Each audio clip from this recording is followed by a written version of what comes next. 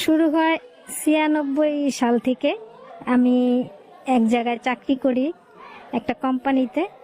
ওখানে আবার আমার সাথে যার সম্পর্কটা হয় উনি চাকরি নেওয়ার পরে ওনার সাথে মনে করেন উনি আমাদের স্যার থাকে আর কি, আমার এক সিনিয়র স্যার থাকে। তো স্যারের সাথে কাজের সূত্রে অনেক কথাই হয়। এরকম করতে করতে মনে করেন কাজ নিয়ে কথাবার্তা চলে ওনার সাথে ভালোই। তারপরে উনি একদিন আমাকে হঠাৎ বলে যে আপনার সাথে আমার কিছু কথা আছে। তা আমি জিজ্ঞেস করি কি কথা বললো, আমার একটা ছোট্ট হেল্প করবেন। তা আমি বললাম কি কি হেল্প করবো? আমার একটা টেলিফোনে একজনের সাথে একটু কথা বলাই দিবেন। তাই আমি বললাম যে আমি টেলিফোনে কথা বলাই দিব কিভাবে? দোকান থেকে বলা যায়। তারপরে আমি বলছি আচ্ছা ঠিক আছে, আমি ছুটির পরে আপনার সাথে দেখা করব। পরে আমাদের শিফট চলে হলো সকাল 8টা থেকে রাত 8টা পর্যন্ত। 8টার পরে ছুটির পরে উনি আমার বলে একটু আপনি বাহিরে দাঁড়ান, আমি শিফটটা বুঝাই দিয়ে আসতেছি। তারপরে বের হয়ে আসার পরে যাই একটা মোবাইল টেলিফোন দোকানে, ওখানে যাইয়া বললো যে এই নাম্বারটা একটু কল করে আমার বলবেন যে আমি অমুকের বান্ধবী, আমাকে দেন। নাম বললো আর কি, একটা নাম বলছে। বলার পরে আমি আবার ওই লোকটাকে বললাম ডায়াল করে দেন তো ভাইয়া, একটু আমার ধরাই দিল। দেওয়ার পরে আমি জিজ্ঞেস করলাম জমুকে আছে, তো ওর মা ফোনটা ধরার পরে আমি জিজ্ঞেস করি জমুকে আছে, তো উনি বলতেছে যে হ্যাঁ কে তুমি? তাই আমি বললাম যে আপনার মেয়ের বান্ধবী, আমি একসাথে পড়ি, ওকে একটু দেওয়া যাবে? তা বলতেছে নাও কথা বলো। ডাইকা দেওয়ার পরে ওনাকে আমি দেই, উনি কথা বলার পরে উনি বললো যে আচ্ছা ঠিক আছে, আপনাকে ধন্যবাদ, যান বাসায় চলে যান। বাসায় যাই, আবার কাজের সূত্রে সকালে ডিউটিতে আসি। 2-3 দিন এরকম ডিউটি করার পরে আবার হঠাৎ একদিন বলে যে আজকে একটু, আমাদের ডিউটিটা ছিল এরকম 1 সপ্তাহ রাত্রে 1 সপ্তাহ দিনে। তা ডে শিফট শেষ হওয়ার পরে নাইট শিফটে যখন আসছি তখন বললো যে আজকে সকালে আবার আমাকে একটু ফোন করাই দিবেন। তখন আমি বললাম যে প্রতিদিন আপনাকে এরকম ফোন ধরাই দিব, কার সাথে কথা বলেন? বললো যে আমি ওর সাথে সম্পর্ক করি, কিন্তু ও আমার ভালোবাসে কিনা জানি না, কিন্তু আমি ওনাকে খুব ভালোবাসি। নাম ঠিকানা বললো যে অমুক জায়গায় থাকে, আমি ওনারে ভালোবাসি। তো উনি আমাকে হয়তো একটা বেশি একটা পাত্তা দেয় না, এই জন্য আমি বারবার চেষ্টা করতেছি ওনার একটু আয়ত্ত আনার জন্য। তুমি আমার মেয়েটার বয়স বললো যে ক্লাস 6-এ পড়ে, আর বয়স আমি এই মেয়ে আপনারা কেন পাত্তা দিব, ছোট মানুষ। তা আমারে বললো কি যে তা আপনি একটু ফোনে না পারেন, ওর স্কুলে যায় একটু ওর বুঝায় বলেন যে আমি ওর এরকম এরকম খুব ভালোবাসি, তাই ও যেন আমারে একটু দেয়। পরে আমি বললাম যে এখন তো নাইট ডিউটি করছে, যাইতে পারবো না, আমি আরেকদিন চেষ্টা করব। তো বললো যে না যাইতে বললে আমার একটু ফোন ধরাই দেন। তার ওই দিনও আবার ফোনে ধরাই বললাম যে আমি ওর বান্ধবী আন্টি, ওকে একটু দেন, তো কথা বলাই দিই। দেওয়ার পরে পরের সপ্তাহে আমি আবার ওনার ওখানে যাই, ওই মেয়েটার স্কুলে যাই। মেয়েটা খুব ছোট, হয়তো 11 থেকে 12 বছর, এখনো মনে হয় পা দেয় নেই, 6-এ পড়ে। আর মেয়েটার জিজ্ঞেস করলাম, মেয়েটা বললো যেগুলা ভুল, আমি ওনারে চিনিও না জানিও না, ওনার আমি 2 দিন দেখছি আমার আন্টির সাথে, আর আমি তো ছোট মানুষ, ওনার সাথে আমি কিভাবে করব, কথা বলবো, প্রেম করবো, এগুলো আমি বুঝিই না। পরে আমি আইসা আবার বলার পরে আমি বললাম যে আপনি তো একটা মেয়ে অনেক ছোট, আপনার পাত্তা দিতে চায় না, আপনি কেন বারবার ওর সাথে ফোনে আমি কথা বলাই দেব এরকম করবেন? পরে উনি মানে না, বলে যে মিথ্যা কথা বলেন আপনি, ওর সাথে আমি কথা বলি যখন তখন বোঝা যায় যে ও আমাকে একটু একটু ভালোবাসে। এরকম করতে করতে মাস খানিক চলে যায়। পরের নাইট শিফট আসার সময় উনি আবার রাত্রে আমাকে বলে যে আরেকদিন একটু ফোনে ধরাই দেন। তাই আমি বলছি না, আমি চলে যাই বাসায়, যে প্রতিদিন আপনাকে ফোন ধরাই দেবো মিথ্যা কথা বলে আমি এগুলো পারবো না। পরে বাসায় চলে যাই, উনি করে কি কাজ বুঝাই দিয়ে উনি আমার বাসায় যায়। বাসায় যাই আমি যেখানে থাকতাম আমার নানির বাসায়, ওখানে যে উনি ডাকে এক লোকের দিয়ে যে উনি আছে। তাই আমি বেরোয় আসি, বললো যে আপনি আমার একটু ফোন ধরাই দিয়ে না দিয়ে আইসা পড়লেন, এই জন্য আপনার বাসা তৈরি আসতে হইলো। পরে উনি একজন লোক আমার হয়তো স্যার হিসাবে বাই বইলা ডাকি, কিন্তু অফিসের নিয়ম অনুযায়ী ওনাকে আমার স্যার বলা উচিত। তা উনি যখন আমার বাসায় গেছে তখন নিচে বসতে দেওয়া উচিত। সকালবেলা বসতে দিছি, রাত্রে ডিউটি করছে হয়তো খাই নাই, নাস্তা নাই দিছি, একটু নাস্তা দিছি। এগুলো আমার নানি সব ফলো করছে। তা আমার নানি দেখছে, কিছুই বলে নাই, তার নাস্তা নাস্তা খাইয়া চলে গেছে। আমি আর ওনার ফোন ধরাই দিইনি। পরে নাইট শিফট শেষ হওয়ার পরে আমাদের শুক্রবার আবার সকালে, যখন রাত্রে ডিউটি করে চলে আসি, সকালে আবার শুক্রবার 2টার পরে ডিউটি শুরু হয়। তা আমি সকালে চলে আসছি, এসে শুয়ে আছি। পরে দেখে আমার বড় ভাই আসছে। আসার পরে নানির সাথে আলাপ করতেছে যে ওর একটা বিয়ে ঠিক করছি, ও তো লেখাপড়া বাদ দিয়া করলো না লেখাপড়া, তো এখন চাকরি বাকরি করে, মান সম্মান যায় আমাদের, তাইলে করি ওর একটা বিয়ে দিয়ে দিই। একটা ছেলে দেখছি আমি, খুব ভালো, আমার সাথে চাকরি করে। তাই আমার নানি আবার বলতেছে যে তা বোনের সাথে আলাপ করো, বোনের যদি রাজি হয় বিয়ে দিয়ে দাও। পরে আমার জাগাইছে, আমি উঠছি। তা ভাই বলতেছে এরম এরম একটা ছেলে আমি আগামী সপ্তাহে নিয়ে আসবো, তুই দেখিস, দেখার পরে যদি তোর পছন্দ হয়, আমাদের খুব পছন্দ, ছেলেটা খুব ভালো, ডিপ্লোমা ইঞ্জিনিয়ার, আবার এই ভদ্র আছে ছেলের, আমরা যা বলবো তাই শুনবো। তা আমি বলছি না, আমি বিয়ে শাদী করবো না, আমি চাকরি করি, দেখি পরে কি করা যায়। পরে আমার ভাই আবার খাওয়া দাওয়া করে চলে গেল, আমি ডিউটিতে চলে গেলাম। 1 সপ্তাহ ডিউটি করার পরে আবার ওই যে দিনে যখন শুক্রবার শিফট চেঞ্জ হয়, ওই দিন আবার আমার ভাই আসে ওই ছেলেটাকে নিয়ে। আসার পরে আমি ছেলেটাকে দেখি, দেখার পরে আমার ছোটবেলা থেকে একটা ছিল যে আমি ফর্সা ছেলেদের বিয়ে করব। তো ছেলেটা ফর্সা ঠিক আছে, কিন্তু চাকমাদের মতো দেখলে মনে হয় বলদ, আমার পছন্দ হয় না। তারপরে ওই নানির কাছে আমি বলি, বাইরে তার সরাসরি বলি না, নানিরে বলি যে এই ছেলের নিয়ে যাই, চলে গেলে বলবা যে আমি এই ছেলের পছন্দ করি না, আমার পছন্দ হয় না, এই ছেলে বলদ বলদ দেখা যায়। আবার যে বিয়ের আগে বলে শ্বশুর বাড়ির সবার কথা শুনবো, ওই ছেলে তো মেয়ে মানুষের তো অনেক অদম হইবে, এগুলার বিয়ে করে জীবন নষ্ট করবো নি। পরে আমার নানি বলে যে ও তো পছন্দ হয় এরকম। পরে আমার ভাই ছেলেটাকে নিয়ে চলে যায়, যাওয়ার পরে তখন আবার আমার ছোট ভাইয়ের সাথে দেখা করে বলে যে ওই ছেলেটা ভালো আনছিলাম, পছন্দ করলো না, বিয়ে করতে চায় না, ও কি করবো তাহলে, চাকরি বাকরি করলে তো আমাদের মান সম্মান যায়, মানুষের বাসায় থাকে। পরে আমার ছোট ভাই বললো তাহলে আমি কথা বলে দেখি। আমার ছোট ভাই আবার আমার ছোট বললো যে আমি আপনার সাথে কথা বলি, কি বলে। তা আমি 8টার পরে ছুটির পরে দেখি আমার ছোট ভাই দাঁড়াই আছে ফ্যাক্টরির সামনে। পরে বেরোইছি, পরে বলতেছে আমি কি ব্যাপার তুই এখানে, কয় ডিউটি শেষ করে আসলাম, আপনার সাথে কথা আছে। কি কথা, কয় ভাই একটা ছেলে আনলো, আপনি পছন্দ করলেন না, ফিরাই দিলেন, ছেলেটা তো ভালো ইঞ্জিনিয়ার ছিল, বাইরের কোম্পানিতে চাকরি করে। আমি বলছি না, আমি বলদ, দেখা যায় বলদের মতো চাকমা চুকমা গুলা বিয়ে করুম না, আমার সময় যখন হইব তখন আমি বলুম।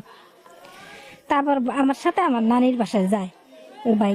নানির বাসায় যাওয়ার পর নানির সাথে আলাপ করে, তা নানি আবার বলছে কি যে ও তো বিয়ে শাদিতে রাজি হয় না, কেন জানোস, ওর ফ্যাক্টরি থেকে একটা ওদের শিফটি ইনচার্জ আছে, উনি আসে ওর কাছে দেখি, তো ওই ছেলের সাথে মনে হয় হয়তো সম্পর্ক আছে, এই কথাটা বলে। বলার পরে আমার ছোট ভাই মানে আমার বড় ভাইরা আবার জানায় যে বিয়েতে রাজি হয় না, এই জন্য হয়তো ওই ছেলের সাথে মনে হয় প্রেম টেম করে, এই জন্যই হয়তো রাজি হয় না।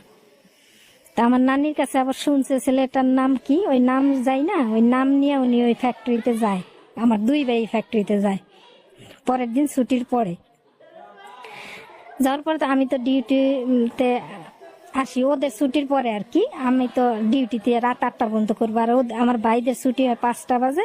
ওরা ছুটির পরে ফ্যাক্টরিতে যায়, দাঁড়ান দিয়ে ওনারা ডাকানোর পরে আমার ছোট ভাই বড় ভাই দুজনেই খারাপ ব্যবহার করে, অনেক থ্রেট দেয় যে তোমার কাইটা ফেলাবো, ট্রাকে চলে চাপা দিব, আমার বোনের সাথে সম্পর্ক করলো, ভিন দেশের একটা ছেলে, আমাদের দেশ এক দেশে, তোমার দেশ এক দেশে, আবার দেখতেও আমার বোনের সাথে মানাইবো না, কারণ খুব না হ্যাংলা পাতলা ছিল, তো আমার সাথে দাঁড়াইলে মনে হয়তো আমার বয়সে ছোট, কিন্তু আমরা সেম এইজেরই, হ্যাঁ 76 জন্ম, আমার 76 জন্ম, কিন্তু দেখতে দেখা যায় যে শুকনা হালকা পাতলা গঠনগুলা, দেখলে মনে হয় যে বয়স হয়তো আমার চেয়ে অনেক কম।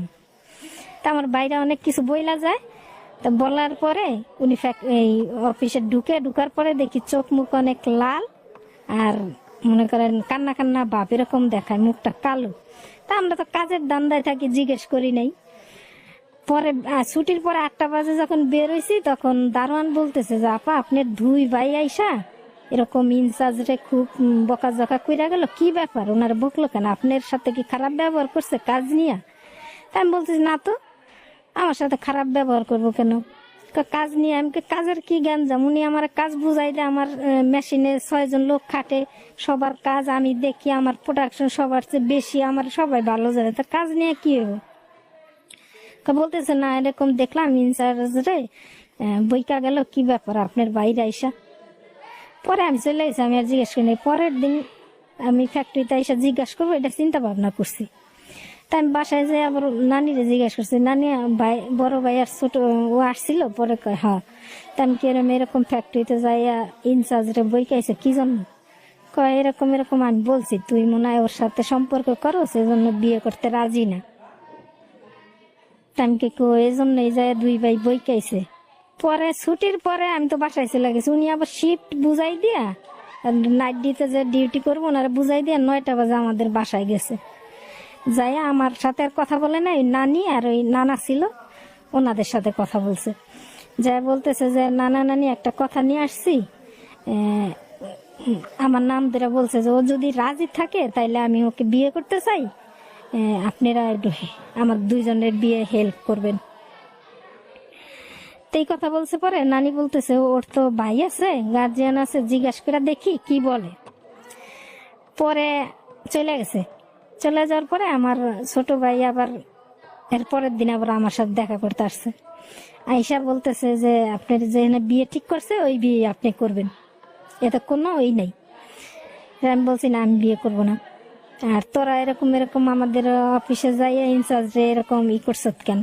কেটা আমাদের ব্যাপার, যা করার আমরা দেখবো, কিন্তু আপনি এই ছেলে বাদ দিয়া আমরা যে ছেলে আনছি ওই ছেলের বিয়ে করতে। আমি তো এই ছেলের কোনোদিন বলি নাই বিয়ে করব কিংবা আমার সাথে সম্পর্ক। তোরা আমার কাছে জিজ্ঞেস না করে 2 ভাই যায় ছেলেটারে এরকম করলি, তাই এটা কোনো ভালো কাজ হয়েছে? বলতেছে ভালো মন্দ দেখার বিষয় না, কিন্তু আপনারা আমরা যেভাবে বলবো এইভাবে করবেন। তাই আমি বলছি না আমি তো ছোট মানুষ না যে তোরা যেভাবে বলবে আমি ঠিক ওইভাবে করব। তারপরে আমার ছোট ভাই কি করছে, আমার মারে দেশের থেকে খবর দিয়ে নিয়ে আসছে, লোক দিয়ে খবর দিয়ে নিয়ে আসছে। তখন তার ফোন টোনের যুগ ছিল না। খবর দিয়ে 2-3 দিন পরে দেখি আমার মা আসছে আমার কাছে। আসার পরে আমার মা বলতেছে যে ওই ছেলেরে বিয়ে করা যাবে না, দেশি দেশি ওই তোমার বড় ভাই যেই ছেলেরা আনছে ওরে বিয়ে না করো, দেশের একটা ছেলেরে দেখি ভালো দেখে শুনে আমরা বিয়ে দিই। আমি ওই ছেলেটা আমি বিয়ে করবো এটা বলি নাই, কিন্তু তোমার 2 ছেলে তো ওই ছেলেটারে যেরকম করছে এখন তো উচিত আমার ওই ছেলের বিয়ে করা। আর আমার ছোটবেলা থেকে একটু মানে জিদ্দি টাইপের মানুষ ছিলাম। পরে আমার মা বলতেছে তাহলে ওই ছেলের খবর দাও, আমি কথা বলি। পরে আমার অফিস ছুটির পরে আমি বলছি যে আপনি আমার মার সাথে একটু দেখা করেন, আপনি যখন নানা নানির এই কথা বলে আসছেন তাহলে আমার মার সাথে দেখা করেন। পরে গেছে, আমার মা বলছে যে তাহলে তুমি যদি ওরে বিয়ে করতে চাও তাহলে তোমার বাপ মা গার্জিয়ান নিয়ে আসো, আমরা গার্জিয়ান থাইকা বিয়ে দিই। তাই উনি বলতেছে যে না আমার গার্জিয়ান আসতে পারবো না, আমি একাই বিয়ে করব, পরে আমার গার্জিয়ান আসবো। তা মা বলছে যে না হবে না তাইলে বিয়ে। এই কথা বলার পরে আমার মা বলছে যে তুমি আসতে পারো, তোমার সাথে আমার মেয়ের বিয়ে দেওয়া যাবে না গার্জিয়ান না আসলে। চলে গেছে। তো ওই রাত্রে আমার মা আমারে অনেক বুঝাইছে, বলছে যে দেখো একটা মাত্র মেয়ে, আমরা দেখে শুনে এক জায়গায় বিয়ে দিই।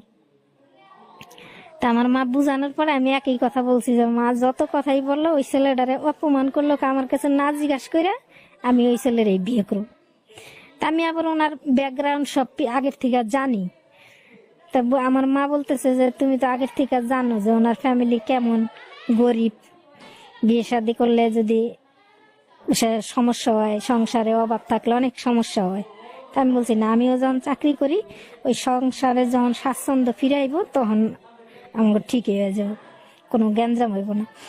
পরে আমার মা অনেক নিষেধ করছে, আমার হাতের পর্যন্ত আমার মা ধরছে যে না এই ছেলের বিয়ে করে না, এবং অভিশাপও দিছে যে ওই ছেলের বিয়ে করলে তোমার চান্দে চান্দে বিয়ে হইব, ওই ছেলে তো তোমার রাখবই না, তোমার চান্দে চান্দে বিয়ে হইব, মানুষের খারাপ বলবো। আমি কেছি তোমার অভিশাপ না, এগুলো হলো দোয়া, তুমি দোয়া করো যদি আমি ওই ছেলের বিয়ে করি তাহলে তোমার দোয়া রইলো, কিন্তু অভিশাপ এটা আমি মনে করি না, দোয়া।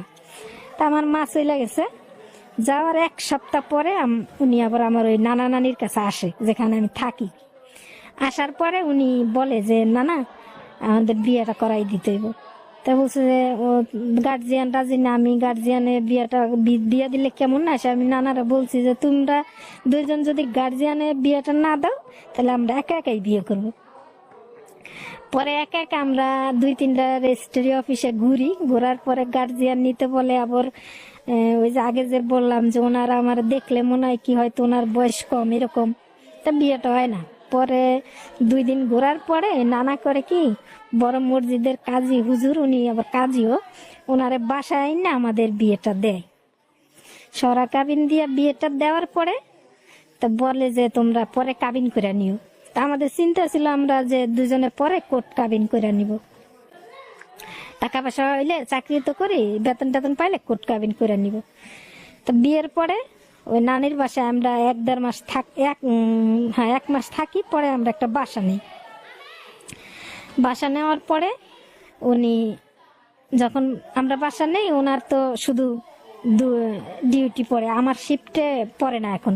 ওনার হলো রাত্রে পড়ে, আমার দিনে পড়ে, এরকম ঘুরা পড়ে। পরে আমি ডিউটি করি বাসার, মনে করেন বাজার ঘাট যেখানে যা করে সব আমি করি, উনি কিছুই করে না। পরে 1 মাস পরে, বাসা নেওয়ার 1 মাস পরে দেখি কি আমার মেজো ভাই আসছে আমাদের বাসায়। মেজো ভাই আবার আমার আম্মা সব দিয়ে পাঠাইছে, হাড়ি পাতিল লেপ কাঁথা বালি যেনে যা লাগে। হয়তো বাইতের হয়তো বুঝাইছে যে একটা বোন ভুল করে ফেলাইছে। পরে আসছে, আসার পরে আইসা যখন দেখে আমার হাজবেন্ড কথাবার্তা আচার ব্যাপারে খারাপ না এবং ছেলে হিসাবে ভালো, পরে সবাই মাইনা নিছে। আমার বড় ভাইও আসছে, পরে আমার মাও আসছে, কিন্তু আমার ছোট ভাই একটু পরে মানছে, 6 মাস গেছে। তারপরে আমরা থাকতে থাকি। পরে আমার শ্বশুর শাশুড়ি আসছে, আমার দাদি শাশুড়ি আসছে, শুই না সবাই পরে মাইনা নিছে, দেখছে। কিন্তু আমি তার হিসাবে, বউ হিসাবে তার উপযুক্ত না। সে ফর্সা সুন্দর স্মার্ট দেখতে, কিন্তু আমি তো কালো, আমার চেহারা সুন্দর না। তো প্রথম আমার শ্বশুর শাশুড়ি কইছে যে কেমন একটা ছেলে, কেমন মেরে বিয়ে করলো। তো আমার দাদি শাশুড়ি বললো যে ওইটা না দেখে বউয়ের গুণ দেখো, বড় আচার ব্যবহার কাজে কর্মে দেখো। তা আমি আবার কোনোদিন ছোট থেকে বড় হয়েছি কাজ করি নাই, কিন্তু বিয়ের পরে আমি সব করতে পারতাম, রান্না থেকে শুরু করে সবকিছু করতে পারতাম।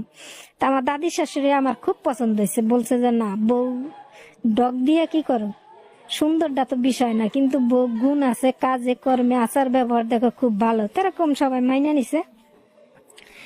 নেওয়ার পরে বছর যা ঘুরতে আমাদের শ্বশুর বাড়িতে আমার নিয়ে যায় ঈদের সময়।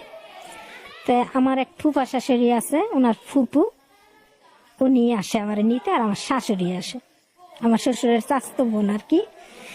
তা নিয়ে যায় আমারে, মার্কেট টার্কেট করে নিয়ে আমার শ্বশুর বাড়িতে আমার নিয়ে যায়। নিয়ে যাওয়ার পরে আমি ওখানে যাই। যাওয়ার পরে আমি আমার নানি শ্বশুর বাড়ি, ফুপু শাশুড়ি বাড়ি, সব বাড়িতে আমার নিয়ে ঘুরায় দেখায় যাই। সবাই আমার পছন্দ করে, আমার নানি শাশুড়ি নানা শাশুড়ি খুব পছন্দ করে, আমার খুব দোয়া করে এবং খুব আদর করে। পরে আবার ওখানে ঈদ কাটায়, আমাদের চাকরি করতে হয়, ছুটি শেষ আমরা চলে আসি। এমনি আমাদের চলতে থাকে, সংসারটা খুব ভালো চলে। আমরা দুজনে মিলে মনে করেন তখন তার 8,000 টাকা স্যালারি, আমার 5,000 টাকা স্যালারি। তো 8-5 13,000 টাকা দিয়ে আমরা শ্বশুর বাড়িতে দিয়ে আমরা ঘর ভাড়া দিয়ে আমাদের আয়ও থাকে, খাইয়া দেয় খুব ভালো আছি আমরা।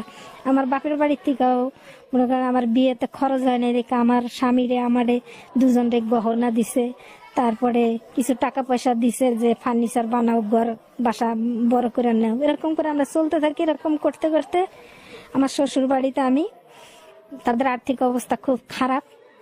পরে আমি কি করি, আমার বাপের বাড়ি থেকেও কিছু ক্যাপিটাল দেয় ওই যে আমার ফার্নিচারের জন্য, ওগুলো আমি মিলাইয়া চাকরির টাকা দিয়ে আমার শ্বশুর বাড়িতে আমি দিই।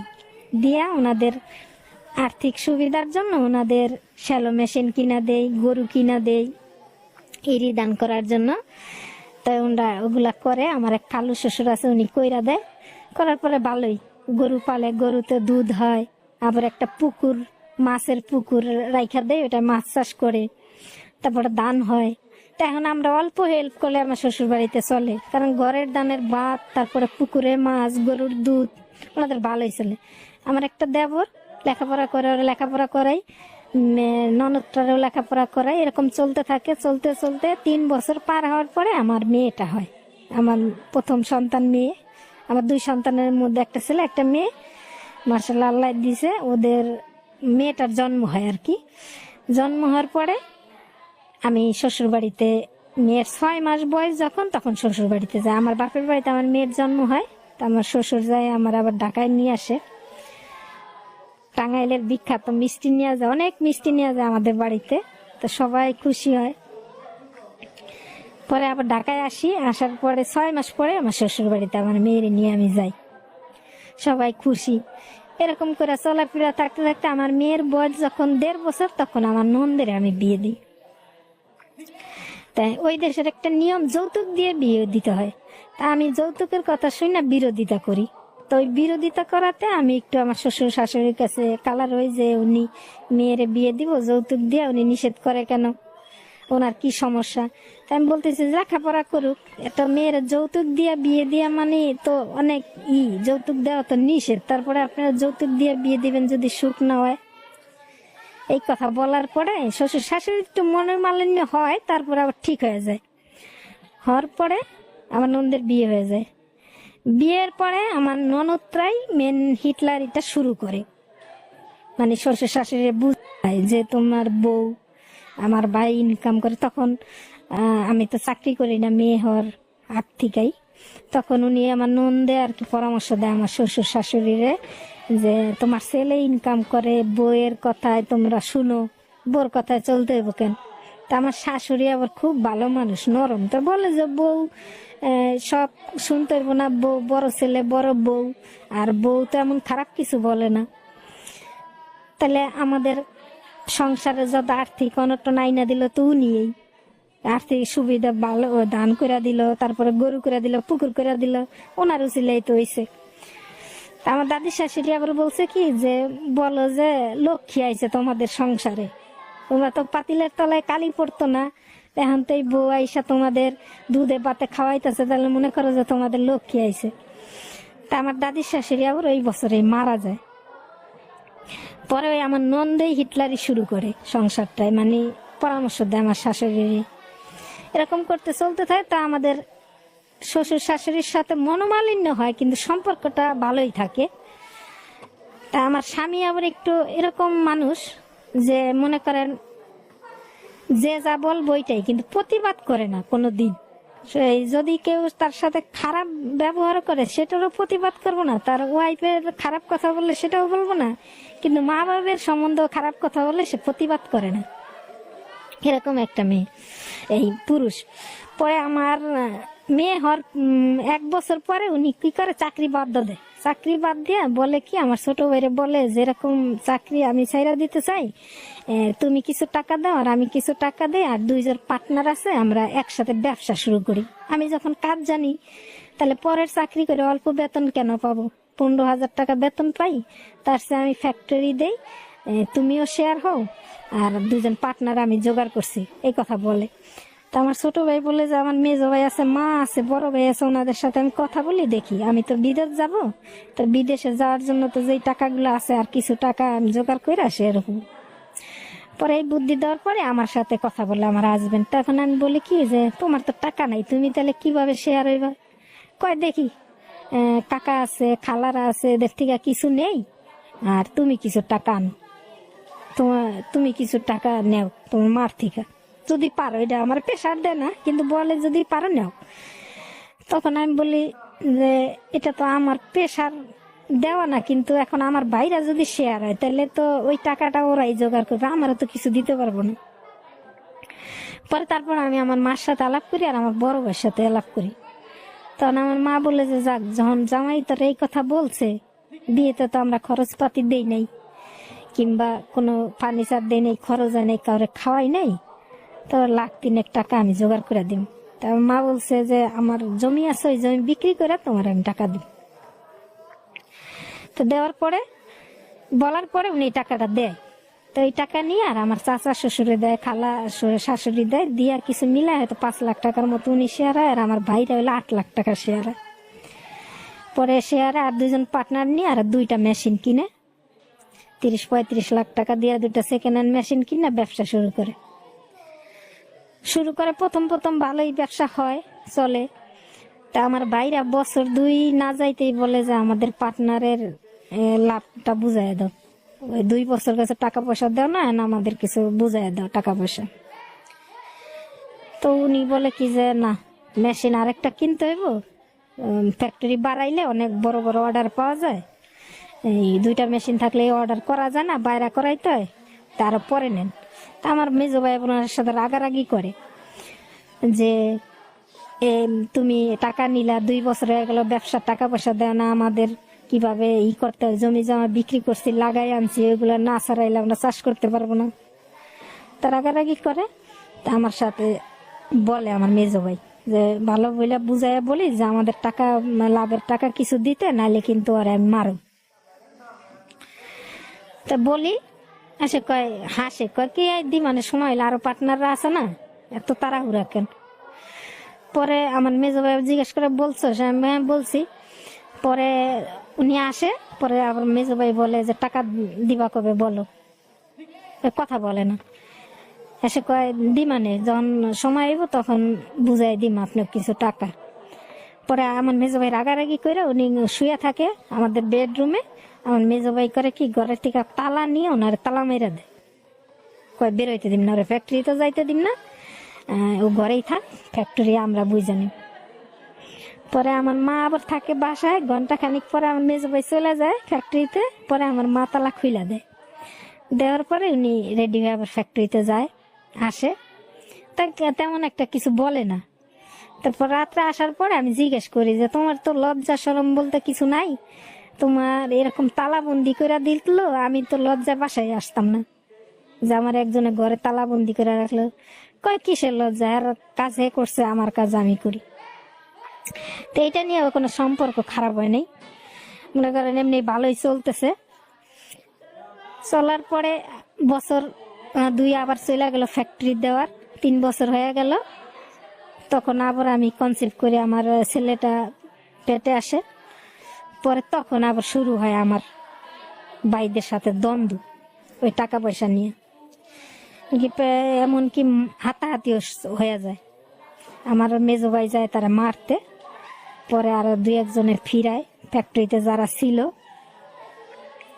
এগুলো আবার আমার শ্বশুর বাড়ির কেউ জানে না, উনি জানে, আর আমার এক দেবর আছে উনি জানে, ফুফা শাশুড়ি ঘরের দেবর। এগুলা করে। তারপরে উনি আমার সাথে কোনো খারাপ ব্যবহার করে না, বলে না। পরে আমি অসুস্থ হয়ে যাই, অসুস্থ হওয়ার পরে মেয়েটাকে আমার বাপের বাড়িতে পাঠাই। তখন আবার খবর আসে যে আমার মা খুব অসুস্থ, তা আমি বাড়ি যাই, আমার মায়ের নিয়ে আসি, হাসপাতালে ভর্তি করে আমার বড় বাড়ির বাসায়। পরে আমি অসুস্থ হয়ে যাই, পরে আমি এসে শুনি যে ওনার এরকম হাতাহাতি হয়েছে, এরকম করছে। তা আমি জিজ্ঞাসা করার পরে কয় ওইটা কিছু না, ওইটা ফ্যাক্টরির ব্যাপার, ফ্যাক্টরিতেই থাক। আপনার বাচ্চা আর আপনার মা এসেছে আপনাদের বাড়িতে, তারপর থেকে আপনি ঘটনাটা বলবেন। আচ্ছা ঠিক আছে। তখন 4 মাস বয়স যখন আমার মা আসে আমাদের বাসায়, আমার 2 ভাইও আসে, আইসা ওই টাকা পয়সা নিয়ে অনেক কি করে। তা আমার মা আর থাকে না, চলে যায় আমার বড় বাড়ির বাসায়। যাওয়ার পরে উনি আবার বাসায় আসে, জিজ্ঞেস করি আমি যে এরকম এরকম টাকাটা দিয়ে দাও, আর এরকম করলে তো সম্পর্কটা নষ্ট হয়ে গেল। আমি একটা মেয়ে, আমার মা অসুস্থ মানুষ, শ্বাসের রোগী, বাবা নাই, কোন দিন মারা যায়, তারপরে আমি দেখতে পাবো না, তাহলে দিয়ে দাও। আচ্ছা দিয়ে দিব, কোনো সমস্যা নাই, দিয়ে দিব। এরপরে থেকে আমি লক্ষ্য করি উনি বাসায় দেরি করে আসে এবং ফ্যাক্টরিতে বেশি সময় দেয়। আবার ফ্যাক্টরির লোকেরা জিজ্ঞাসা করলে বলে যে না, স্যার তো থাকে না, কোথায় কোথায় যায়, ফ্যাক্টরি তো বেশি থাকে না। পরে আমি আবার বাসায় আসার পরে জিজ্ঞাসা করি, ওই আমাদের বাসায় রেগুলার একটা পিয়ন যাতায়াত করতো অফিসের, তো ওরা জিজ্ঞাসা করলে কয় না স্যার বাসায় নেই, স্যার কোথায়, এই অফিসে নেই, কোথায় যেন গেছে। তা আমি তুমি বাসায় এসে বলো যে অফিসে কাজ আছে, কিন্তু কোথায় যাও, কথা বলে না। বকুল সাহেবের সাথে গেছিলাম, অমুকের সাথে গেছিলাম, এই কথা বলে। তাই বকুল সাহেব উনি ওনাদের পার্টনার। তা আমি আগের থেকেই জানতাম যে উনি আবার ওই মাজার ঠাজার ঘুরে, একটু মদ ঠদ খায়, এরকম লোক, মাজারের প্রতি ওনার খুব তারপরে বলছি যে তাহলে তুমি ওনার সাথে কেন ঘুরো?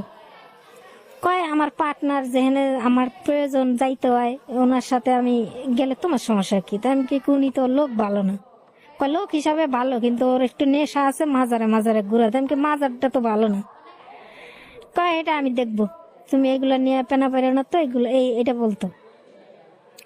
পরে যখন আমার ছেলের 5 মাস পার হয়ে যায়, তখন আমার শাশুড়ি আসে আমার বাসায়। একবার জন্মের পর একবার আসছিল, দেখা গেছে। তো আসার পরে তা আমি বলতেছি যে আমি আপনার সাথে বাড়ি যাব। কয় কেন আসে? আমি কেমনি বেড়াইতে যাব?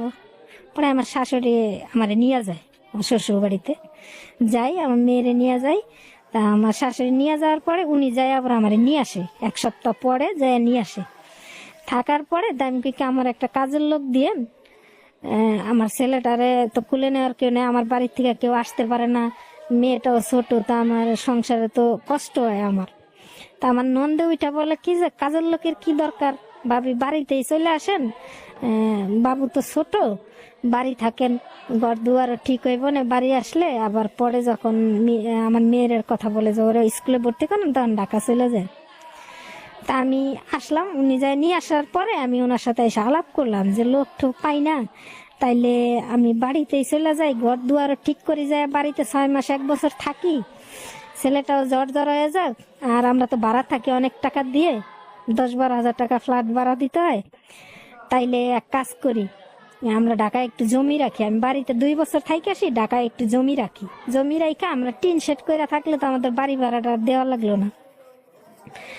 তখন বলতেছে না তোমার বাড়ি যাওয়ার দরকার নেই, সময় এলে জমি রাখবো। তা আমার এক স্বাস্থ্য হয়ে আছে, আবার ওই ঢাকায় থাকে, তো আবার জমির ব্যবসা করে। তাই বললো যে এখন তো জমি দিকে সস্তা, শাহাদাতপুরের ওদিকে, ওই যে বেড়াইতের ওদিকে তোমরা রাখতে পারো। তা আমি আবার বাড়ির বাসায় একদিন বেড়াইতে যাই, তখন আলাপ করি, তাই সব বলি, কয় না দরকার নেই, তোমার বাড়ি যাওয়ার দরকার নেই, আর জমি যখন ব্যবসা বড় হোক তখন জমি রাখার সময় হবো তখন রাখবো, এই কথা বলে। তারপরে আমি বলি না আমি বাড়িতে চলে যাবো, বাড়িতে তোমাদের বাথরুম নাই, তারপরে ঘর সুন্দর না, আমি বাড়ি গেলে এগুলো সব ঠিক হইব। পরে এক পর্যায়ে বলে যে আচ্ছা যাও। তখন আমার শাশুড়িরে আমি খবর দেই, আমার শাশুড়ি আসে, আসার পরে আমরা বাড়ি যাই, যায় থাকি। থাকার পরে তখন বলি যে তা বাসা ছাইরা দিতে হবে, মাল জিনিস কিভাবে নেওয়া যায়। তো আমার শ্বশুরে বলে যে এখানে গরুর ট্রাক যায়, তো ওই ট্রাক আবার খালি আসে, তুমি মাল নিয়ে আসতে পারবা। তখন বাসা ছাইরা দিই। ছাইরা দেওয়ার পরে আমার দেবর আবার ওই ফ্যাক্টরিতে পাঞ্চিং শিখে তো আছে, তা আমি কি 2 ভাই একটা রুম নিয়ে থাইকো। আচ্ছা ঠিক আছে দেখা যাক, তুমি যাও। তা গেছি আমার শ্বশুর বাড়িতে যাই, আমি প্রথমে 2টা রুম করছি, তারপরে 3টা, আমার শ্বশুরের বড় ঘর, ওই ঘরের মধ্যে 2টার আগে আসছিল 2 রুম, আমি আবার যাই 3 রুমের মতো কইরা, ফ্লোর পাকা কইরা, সুন্দর পার্টিশন দিয়া, বাথরুম পাকা কইরা, গোসলখানা দিয়া, পাকঘর পর্যন্ত পাকা কইরা আমি ওই যে 2 রুমে আমার মাল জিনিস রাইখা থাকতেছি। তে এই ভিতরে আমার ওই ননদ বললাম না একটু হিটলারি ভাব করছে আগে, এখন আইসা বলতেছে যে আমার শাশুড়ি বলতেছে তোমার বড় বউ 2 রুম দখল করে নিছে, তোমার ছোট ছেলের বিয়ে করাইলে কি করবা। তা আমার শাশুড়ি বলে যে এখন তো ছেলে বিয়ে করে নাই, বড় বউ তো থাকবো না, রুম করছে থাকতেছে, মাল জিনিস নিয়ে পরে তারপর ঢাকায় চলে যাও। পরে আমার শাশুড়ির কাছে আমি শুনি না, কিন্তু আমি এমনি কথাটা রুম থেকে শুনতে পাই। তখন আমি যে আমার শাশুড়ি জিজ্ঞেস করি, তো আমার শাশুড়ি বলে না কিছু বলে নাই। পরে আমি সরাসরি আমার নন্দরে বলি যে তুমি এরকম কথাটা বললা, রানা যখন বিয়ে করে তখন কি রুম, আর আমি কি দেশে থাকবো, আমি তো চলে যাবো, আমি মেয়ে যখন স্কুলে ভর্তি করব, আর আমি যে রুম করছি এটা তো আমি বলি নাই যে এটা আমার এই রুম থাকবো, এটা বাপে তোমার বাপ মার ঘর ছিল, আর বউ হিসাবে আমি বাড়িতে আসছি, রুমগুলা কমপ্লিট করছি, সুন্দর করছি, থাকতেছি, আবার চলে যাব। রানা যখন বিয়ে করে তখন তো রানাই থাকবো। তার তর্ক হয় না তার সাথে, না হতে আমার হাজবেন্ডে আমি ফোন দিই টাকার জন্য ফোন দিই, তা বলতেছে যে আচ্ছা অমুক দিন টাকা পাঠাবো, অমুক দিন বিকাশ নাম্বার দিও, আমি টাকা দিয়ে দেব। তা আমি আবার পরের দিন যে দিনের কথা বলে ওই দিন বিকালে আমি যাই ওই বিকাশের দোকানে যাওয়ার পরে আমি ফোন দিই। ফোন দেওয়ার পরে আমার ওই যে ফুফা শাশুড়ির কথা বলছিলাম যে আমার আইসা নিয়ে গেছে, ওই ফুফা শাশুড়ি ফোনটা ধরার পরে হ্যালো বলে। তাই আমি বলতেছি যে আপনার কাছে কেন, ওর আমার মেয়ের নাম নিয়ে বলে যে ওর আব্বুর ফোন আপনার কাছে কেন, আমার বাসায় আসছে। তাই আমি কি কেন তো আপনার বাসায় আসলো কেন, কয় আমি ফ্যাক্টরিতে গেছিলাম, যাই দেখি কি ওর কাপড় চোপড় ময়লা, তারপরে ফ্যাক্টরিতেই থাকে, বাসা নেই, তুমি ফালাই তুই গেছো গা, কি অবস্থা, এই জন্য আমার বাসা আসতে বলছি, কাপড় চোপড় ধুয়া দিবা না, আর খাওয়া দাওয়া করছে, ঘুমাইছে, ফ্যাক্টরিতে ঘুমাইতে পারে না এই জন্য। পরে আমি কি ঘুম থেকে উঠলে আমার ফোন দিতে বললো। পরে আমার ফোন ঘুম থেকে ওইটা ফ্যাক্টরিতে যাওয়ার আগে আমার ফোন দিছে, তাই আমি জিজ্ঞেস করলাম তুমি ফুপুর বাসায় কেন? কয় ফুপু ফ্যাক্টরিতে যে আমার ধরে নিয়ে আসে, আমার কাপড় চোপড় ময়লা, তারপরে ফ্যাক্টরিতে ঘুমাইতে পারি না ঠিক মতো, এজন্য আসছি, কোনো অসুবিধা নেই, তুমি এ নিয়ে টেনশন করো না। পরে আমার বিকাশে টাকা দিল কিছু, আমি নিলাম, ওই বাড়িতে কাজ করাইতেছি এগুলা চলতেছে। এরকম করে আমি বাড়িতে প্রায় 3-4 মাস চলে গেছে। 4 মাস চলে গেছে। এখন 4 মাসের মধ্যে বাড়িতে যে আমি কাজকর্ম করাইছি, আমি কিছু দেনা হয়েছে, ওই টাকাটা উনি দেয় না। এখন টাকা দেয় না, ঠিক মতো ফোন করে না। তারপরে আমি ফোন দিলে বিরক্ত হয়, বলে পরে ফোন দিয়ে তো আমি এখন ব্যস্ত আছি। পরে এই কথা শুই না, আমি আবার মানে আমার শাশুড়ির সাথে আলাপ করি যে এরকম ফুপুর বাসায় গেছে, জিজ্ঞাসা করছি, রাগ হয়েছে, আবার এখন ফোন দিলে এরকম করে। তো করার পরে উনি করে কি, ঈদের টাইম ঘনাই আসে, তখন ওই টাকা পয়সা দেওয়ার কথা, উনি টাকাটা দেয় না। না দেওয়ার পরে আমি কি তাহলে আমার মেয়ের জন্য মার্কেট লাগবো, বাড়িতে শ্বশুর শাশুড়ি আছে, ছেলের জন্য লাগবো, টাকা পাঠাও, এগুলো মার্কেট আমি কইরা নিয়ে আসবো। তা আমি আচ্ছা ঠিক আছে। তো উনি এলো, বাড়িতে আসে ঈদের সময়, আসে শুধু আমার মেয়ের জন্য একটা জামা নিয়ে আসে। আর উনি এমনি একটা ব্যাগ নিয়ে আসতো, কাপড় চোপড় নিয়ে। আমি বাড়ি আসার পরে ছোট একটা ব্যাগ নিয়ে আসে। আজকে দেখি কি ট্রলি ব্যাগ নিয়ে আসে, ওই যে চাকাওয়ালা যেগুলো ট্রলি ব্যাগ, ওইগুলা নিয়ে আসতেছে। তা আমি কি হঠাৎ করে এরকম ব্যাগ কিনছো? কয় হ্যাঁ আমার লাগে, এই ব্যাগ লাগে। তা আমি মনে করছি কি এই ব্যাগ কিনছে সবার জন্য মার্কেট করছে, সবার মার্কেট বোঝাই করে এই ব্যাগ নিয়ে আসছে। শুধু আমার মেয়ের জন্য একটা জামা নিয়ে আসছে, ফ্রক নিয়ে আসছে, আর কিচ্ছু আনেনি। আসার পরে আমি অনেক রাগ যে শ্বশুর শাশুড়ির জন্য আনে নাই, তারপরে আমার ছেলের জন্য আনে নাই, মেয়ের জন্য একটা। কয় আমি বিল পাই নাই তো, অনেক ঝামেলা হইতাছে, ফ্যাক্টরি ওয়ার্কারের এই বেতন দিতে পারি নাই, বাড়ি ভাড়া দিতে পারি নাই, ফ্যাক্টরির ভাড়া, মার্কেট করে না, পরে দেখা যাবে। পরে এখন রাত্রে আমরা শুয়ে আছি, বিকেলে আসছে আর কি, রাত্রে শুয়ে আসছে। এখন দেখি ওই ফুপা শাশুড়ি ডাকতে আসছে, কয় আয় তোর সাথে কথা আসছে। পরে গেছে, মনে করেন প্রায় ঘন্টা 3 পরে আসছে। ফুপুর সাথে তোমার এত কি কথা, তুমি যে গেলা ঘন্টা 3 পরে আসলো? এটা তুমি বুঝবা না, এটা অন্য ব্যাপার, এরকম অন্য ব্যাপার। এ নিয়ে একটু মনোমালিন্য হইতে থাকে, আমাদের কথা কাটাকাটি হয়। ওই কথার রাগে আমি ছেলেটারে খাটে দাঁড় করাই দিই, যে যা, ওই খাটের থেকে আমার ছেলেটা পড়ে যায়, পড়া হাতটা ভাঙা যায়। হাত ভাঙে না মানে এই যে এই গলার একটা হাড় থাকে, ওইটা আর কি উঠা যায় উপর দিকে। পরে আমার ছেলে অনেক চিকরাচিকরি করে। পরের দিন আমরা আবার ওরা ঢাকায় নিয়ে আসি। ঢাকায় না পঙ্গুরে এক প্রফেসরের দেখাই পার্সোনাল ভাবে চেম্বারে। তো উনি আবার একটা মেডিসিন দেয়, বলে যে এটা খাওয়ান, তারপরে ঠিক ওর হাড় হয়ে যাবে, বৈশা যাবে। তা নিয়ে যাই। পরে উনি আবার বাড়িতে ঢাকার থেকে যায়, আবার বাড়ি থেকে চলে আসবো। আসার সময় দেখি ফুপুর সাথে আসবো, উনি একা আসে না, ফুপু আর ওই ফুপুর একটা মেয়ে আছে, ওনার সাথে আসে। কারণ কি তুমি আসলা একা, যাইতেছ আবার ওনাদের সাথে, কি ব্যাপার? তা আমার এক চাচি শাশুড়ি আছে, উনি বলতেছে তুমি কি ওর একা আসতে দেখছো? উনি তো ওনাদের সাথে আসছে, ওদের সাথে আসলো, আবার ওদের সাথে যাইতেছে। তো ওরা আসার সময় আবার ওই যে চাচি শাশুড়ি বলছে ওনাদের ঢাকায় নিয়ে আসে, ওই চাচি শাশুড়ির এই আপন ননদ আর কি, ওই ফুপা শাশুড়ি ঢাকায় নিয়ে আসে। ওই চাচি শাশুড়ি আমার মেয়ের সমবয়সী একটা মেয়ে আছে, ওরা সব ঢাকায় আসে। আইসা ওই আমার হাজবেন্ড ওই বাসায় থাকে, আর ওদের নিয়ে বসুন্ধরা সিটি, মনে করেন যে ভালো ভালো চিড়িয়াখানা, এগুলাই ঘুরে ছবি তোলে। এগুলার আমি তো জানি না, না জানা সূত্রে ওই যে আমার মেয়ের বয়সে একটা মেয়ে আছে 5 বছরের, ওই মেয়েটা আবার আমার মেয়েকে বলে যে এরকম এরকম তোমার আব্বুর সাথে আমরা চিড়িয়াখানায় গেছি, বসুন্ধরায় গেছি, অনেক ঘুরছি। ছোট মানুষ না, বইলা দেয়। বলার পরে আমার মেয়ে এসে আবার বলে যে আম্মু আব্বু না এরকম এরকম করছে, আমাদের তো ঢাকায় নিয়ে এলে ঘুরায় না, তাহলে ওদের ঘুরাইছে। পরে আবার আমি ফোন দিই, দেওয়ার পরে এগুলা বলি, তোমার কে বলছে এগুলা? আমাকে কি বড় মানুষ তো বলে নাই, ছোট মানুষ মিথ্যা কথা বলার লোক না, ছোট মানুষ ওরা যা সত্যি তাই বলছে। কয় না মিথ্যা কথা, ওইগুলো আমি ওই বাসায় গেছি তো এই জন্য আমার নাম উচ্চারণ করছে। তো আমি ওই বাসায় কেন যাও? কয় যাই। কাপড় চোপড় ধোয়া লাগে, আবার মাঝে মাঝে ফ্যাক্টরিতে ঘুমাইতারি নেই, এসে ওই সকালে গেলে ঘুমাই আসি দিনে, এই কথা বলে। বলার পরে আমি রাগারাগি করি যে এগুলো তো ভালো না, তোমার ফুপুরেই তো বিয়ে হয়েছে 11টা, তারপরে তোমার ফুপু এখন যে মেয়েটা আছে ওই মেয়েটা ছিল বাড়িতে, তুমি ওই বাসা আসা যাওয়া ওই মেয়ের এসে তার কাছে নিয়ে রাখে, এগুলো তো ভালো না। এগুলা নিয়ে তুমি টেনশন করো না, আর এগুলা কারো কাছে বইলো না, এগুলা সরাসরি করবা না, এগুলা বললে খারাপ হইব। তা আমি আর কিছু বলি না। পরে আমার শাশুড়ির সাথে আমি বলি যে এগুলা, আমার শাশুড়ি বলে তুমি বাদ দাও, তোমার মাথা খারাপ, 2টা সন্তান আছে, তারপরে ওই ফুপু ফুপু কি কোনোদিন খারাপ চাইবো তার বাইরের ছেলের? তার সাথে আমার শাশুড়ির সাথে আমার কথা কাটাকাটি হয়েছে যে আপনি তো আপনার নন্দের তো নেচার ভালো না, এত যারে পায় তারাই ধরে বিয়ে করে। ওই ফুপু আবার আমার দেবরের বয়সী একটা ছেলের সাথে বিয়ে হয়েছিল একসময় জোর করে, তা টিকে নাই সংসার, 3 মাস ছিল।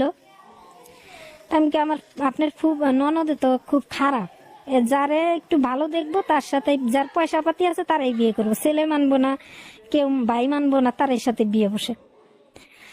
তো কেন এই বয়সে ভাই ছেলের সাথে কিরকম করবো, এগুলো ই করে না। তো আমার হাজবেন্ডের সাথে ফোনে হয়েছে, আগে কথা হয়তো ভালোভাবে, এখন ফোন দিলে বিরক্ত হয়ে যায়, এই রাখো তো আমার কাজ আছে, ফ্যাক্টরিতে ঝামেলা, এইসব নিয়ে এই করে না, তো এরকম করে। এগুলো বলাতে আমি না ওই আমার শাশুড়ির সাথে মাঝে মাঝে এই কথা নিয়েই করি, এগুলো ওই যে আমার চাচি শাশুড়ি আশেপাশের 2-1 জন শোনে বলে যে এগুলো তো খারাপ না। তারপর আমাদের দেশের এই একটা মেয়ে, আমার চাচি শাশুড়ির সম্পর্ক হয়, ওনার ওই আমার শ্বশুর বাড়ির এলাকায় বিয়ে হয়। তা উনি আবার আমার একদিন বলে যে এরকম ওরে তোমার হাজবেন্ড একদিন দেখছি, ওই আমার ফুফা শাশুড়ির কথা বলে যে ওর সাথে বাজারের ব্যাগ নিয়ে তার পিছে পিছে ঘুরতেছে। এই কথাটা শুনে আমার অনেক রাগ হয়, যে যারে আমি জিজ্ঞেস করি উনি আমার সাথে বলে না, কিন্তু উনি ওনার বাজারের ব্যাগ, ফ্যাক্টরির কাজ ফেলায় বাজারের ব্যাগ নিয়ে ঘুরে, অথচ আমি ফোন দিলে বলে ফ্যাক্টরির ঝামেলায় আছি, অনেক ঝামেলা, ফোন দিও না, এই কথা বলে। বলার পরে আমি ওনার ফোন দিই, ওই আমার রাগ হওয়ার পরে ওনার ফোন দিয়ে আমি ওনার অনেক বকাঝকা করি যে এগুলো তো ভালো না। তারপরে আমার ভাই ব্রাদারে তোমার কাছে আমার বিয়ে দিতে চান, এক সূত্রে সম্পর্ক ছিল না, কিন্তু জোরপুর বিয়ে করলাম তোমার আমি একা, তারপরে ভালোই সংসারটা চলছে, দুজনের ভালোবাসা ভালোই ছিল, সম্পর্ক ভালোই ছিল। তুমি যদি এখন এরকম করো তাহলে আমার ভাই ব্রাদারও তো আমার জায়গা দিব না, আমি তাদের সাথে এই কথাটা আমি কোনোদিন বলতেও পারবো না যে সে এরকম করে। কয় না এগুলা নিয়ে তুমি মাথা ঘামবে না, এগুলা কারো কাছে বইলো না, এগুলা বললে মানুষের খারাপ করবো, তুমি চুপ থাকো, তো কোনো কিছু হবে না। তারপরে আরেকদিন আমি ফোন দিছি, তো ওই ফোনটা আবার ওই আমার ফুফা শাশুড়ি ধরার পরে বলতেছে যে ওরে ফোন দিছ কেন? আমি কি কেন, আমার দরকার আছে? কয় না ও কথা বলতে পারবে না, ও তো আমার মেয়ের সাথে এক ল্যাপের নিচে ঘুমাই আছে, এই কথা বলতেছে। এইটা বলার পরে, শোনার পরে বলেন যে কোন মেয়ের মাথাটা ঠিক থাকে, যে ওই ফুপু বলতেছে তার মেয়ের সাথে এক ল্যাপের নিচে ঘুমাই আছে। পরে আমি অনেক চিল্লাচিল্লি করি, তো উনি ফোনটা রাইখা দেয়, আমার শাশুড়ির সাথে এসে আমি চিল্লাই যে আপনার ছেলে যেগুলা করতেছে, আমার 2টা সন্তান হয়েছে, যা করার আগেই ছিল, আমার বিয়ের পরেই তো আর সন্তান নেই, বিয়ের 3 বছর পরে আমার সন্তান হয়েছে। আমি যদি দেখতে খারাপ থাকি যাই থাকি, সে আমার আগে এইগুলা করতো, আমার 2টা সন্তান হওয়ার পরে কেন এইসব করব? পরে এগুলা বলার পরে আমার শাশুড়ি হয়তো কাউরে জানাইছে কিংবা ফোন দা বলছে, আমি বলতে পারি না, কিংবা আমার নন্দে বলছে, কিন্তু পরের দিন দেখি কি আমার হাজবেন্ড আর ওই ফুফা শাশুড়ি তার মেয়ে দুপুরবেলা বাড়িতে উপস্থিত হওয়ার পরে আশ্চর্য হয়ে গেছি যে তাদের সাথে উনি বাড়িতে এসে এই টাইমে উপস্থিত, উনি ফ্যাক্টরি ঝামেলায় ব্যস্ত থাকে, তা কিভাবে আসলো? আসার পরে মনে করেন আমার শ্বশুর বাড়িটা এরকম লম্বা করে বাড়ি, আশেপাশে অনেক বাড়ি, অনেক ভিড় জমে গেল। ভিড় জমলে এরকম যে একজন মরা মানুষ আসলে যেমন সব মানুষ দেখতে আসে, এরকম ভিড় জমে গেছে। আর এরকম একটা রব হয়ে গেল যে রহিমার মেয়েরে বিয়ে করছে অমুকে, আমার হাজবেন্ডের নাম নিয়ে বলতেছে অমুকে বিয়ে করছে, বউ নিয়ে আসছে। আসার পরে আমার ফুপার শাশুড়ি আমার এরকম ঝাড়া ঝাড়লো খুব, আমার বাপ মা তুইলা মুখ তমুক খান তান, আমি দেখতে ভালো না, একটা সুন্দর ছেলে পায়া ঝুইলা গেছি গলায়, তমুক ইচ্ছা মতো আমার বকলো। বকার পরে বাপ মায় কেমন মায়া বানাইছে, কেমন শিক্ষা দিছে, একটা ছেলে পাইলে জুইলা পড়ছে, তার বাপ মার খোঁজ নেয় নাই, কিছু নেয় নাই, মানে যত খারাপ কথা আছে, যত খারাপ ইঙ্গিত দিয়ে সে আমার বকলো। আমার হাজবেন্ড একটা টু শব্দ করলো না। আশেপাশে আমার চাচি শাশুড়িরা বলছে, এগুলা কি বলতেছেন বউরে আপনি, আর বউর খারাপের কি দেখছেন, মানে এরকম করে বকে হ্যাঁকেও থামাই দেয়। মানে আমার এই ফুপা শাশুড়িটা এরকম, মনে করেন 10টা পুরুষ মানুষের কাছে ফেল, এরকম দরজাল টাইপের আর কি। বই তো কেউ কথা বলতেছে না। আমার শ্বশুর শাশুড়ি আমার ননদ মনে করেন কেউ কোনো কথা বললো না, আমার হাজবেন্ড একটা কথা বললো না। আমি খালি শুই না ওজরে কাঁদলাম আমার 2 বাচ্চারে কোলে নিয়ে। পরে যাই হোক ঘন্টা 2 এরকম করার পরে আমার হাজবেন্ড ঘরে আইলো। পরে আমি জিজ্ঞাসা করলাম, ব্যাপার কি, তুমি ওদের সাথে আসছো কেন, এরকম এরকম, আর এগুলা কি? কয় তুমি গ্রামে ছড়াইছো কেন, এজন্য তোমার বিচার করার জন্য আসছি। তুমি কি গ্রামে কি ছড়াইছি? কয় গ্রামে ছড়াইছো তার মেয়ের সাথে আমার সম্পর্ক, তো এটা এখন বিচার হইব না? আমি কি এটা আবার তুমি সম্পর্ক করো তো ছড়ানোর কি আছে? তার মেয়ের সাথে তুমি সম্পর্ক করো বা না করো এটা ব্যাপার না, কিন্তু তার বাসায় কেন যাও? কারণ আমার ফুপুর বাসা আমি যাইতেই পারি। আমি কি ফুপুর বাসায় যাইতেই পারি, তাহলে উনি কেন আমারে বলে যে আমার মেয়ের লেপের নিচে তোমার স্বামী ঘুমাই আছে? তাহলে এই কথার মানে কি? করে তোমারে খেপানোর জন্য বলছে। আমি কি আমার খেপানোর জন্য উনি বলবো? উনি কি আমার বিয়ান লাগে যে উনি আমার খেপাইব? বলতেছে কথাবার্তা বললো না, চুপ থাকো, উনি যেমনি বললে শুনো, কোনো কথা বললো না। আমি তোমার চুপ থাকতে বলি, চুপ থাকো, সব ঠিক হয়ে যাবে, এমনি বলতেছে। তো বলতেছে উনি আবার সেই রাত্রে বিকালে খাওয়া দাওয়া করলো, রাত্রে খাওয়া দাওয়া করে শুয়ে আছে। উনি আবার এসে ডাইকে নিয়ে গেল। ডাইকে নিয়ে বলতেছে যে সকালে আমরা যাবো, তুই সকালে আমরা জানি গে। তখন আমি বলতেছি তুমি ওনাদের সাথে যাইতে পারবে না, তুমি একা যাইবা। তাই বলতেছে না আমি একা যাব, ওদের সাথেই যাব। ওরা টাঙ্গাইল যাইবো, আমি ওদের সাথে টাঙ্গাইল যাই, ওখান থেকে আমি ঢাকা চলে যাবো, টাঙ্গাইল থাকবো। তা আমি বলতেছি না, উনি তো তোমাদের সাথে, ওনাদের সাথে তোমারও যাইতে দিম না, আর ওরাও তোমার সাথে যাইতে পারবো না। তো এই কথা বলে না, কয় কি না তুমি চুপ থাকো, আমি যাইতেছি, কোনো সমস্যা নাই, তুমি দেখো, আর কোনো সমস্যা নাই, তুমি এদিকে সামলাও, তুমি চুপচাপ থাকো, কারোর সাথে তুমি কোনো কথা বইলো না, যেমনি চলতে বলি এমনি চলো। তুমি কেন চুপ থাকার কি আছে? তুমি ওদের সাথে এরকম করবে, আর এটা আমি বলতে পারবো না, আমি তোমার স্ত্রী হইয়া। আর কোনো কথা না বলে উনি চলে আসে। চলে আসার পরে আমি শুনি কি যে ওই মেয়ে আরো ঢাকায় চলে আসে, আর ওই ফুপা শাশুড়ি হলো থাকে। থাকার পরে বুদ্ধি করে যে আমার 2 ছেলে মেয়ের রাইখা, আমার তো বিয়ের কোনো কাবিন নেই, তা আমি কি করতে পারবো? 2 ছেলে মেয়ের রাইখা আমার ওখান থেকে ওই ফুপা শাশুড়ি দৌড়াই দিব। এই কথাগুলো আবার আমি শুনি, আমার ফুপা শাশুড়ি বলে যাদের কাছে, ওরা আমার কাছে বলে, তা আমি বিশ্বাস করি না। পরে দেখি কি আমার শাশুড়ি শ্বশুর আমার সাথে তেমন একটা ভালো ব্যবহার করে না, কথা বলে না, আমার আড়ালে কথা বলে, আমার নন্দেও আমার আড়ালে কথা বলে, এগুলো আবার আমি শুনতে পাই। শুই না, আমি কি করি, আমি কিচ্ছু আনি না, আমার পরনের কাপড়, আমার 2 বাচ্চা, আর ভাড়ার টাকাটা, আর কিছু ক্যাশ আছিল, আমার কিছু গহনা আছিল, আমার হাজবেন্ডের আমার মায়ের দিছিল আংটি আছিল, এগুলো আমি কিচ্ছু আনি না, আমার মেয়ের আছিল, এগুলো আমি কিচ্ছু নাই না। আমি তো ঘরে রুমে তালা দিয়া, আমি আলমারিতে তালা দিয়া, তারপরে আমি কি যাই দেখি উনি ঢাকা যায় কি করে, ওইটা আমি দেখবো। পরে আমি আমার এক কাপড়ে আমার বাচ্চার, ছোট বাচ্চার খালি 2-1টা প্যান্ট পুন নিয়ে, অত ছোট নিয়ে আমি ভোরের রাত্রে ট্রেন ধরি, পাশের বেনালা কাকারে দিয়ে আমি আসি, ভোরের ট্রেন ধরে আমি ঢাকায় চলে আসি। ঢাকায় এসে আমি 9টার দিকে নাইমা ওনারে ফোন দেই যে আমি ঢাকায় আসছি এরকম। তো কয় তুমি কেন ঢাকা আসছো?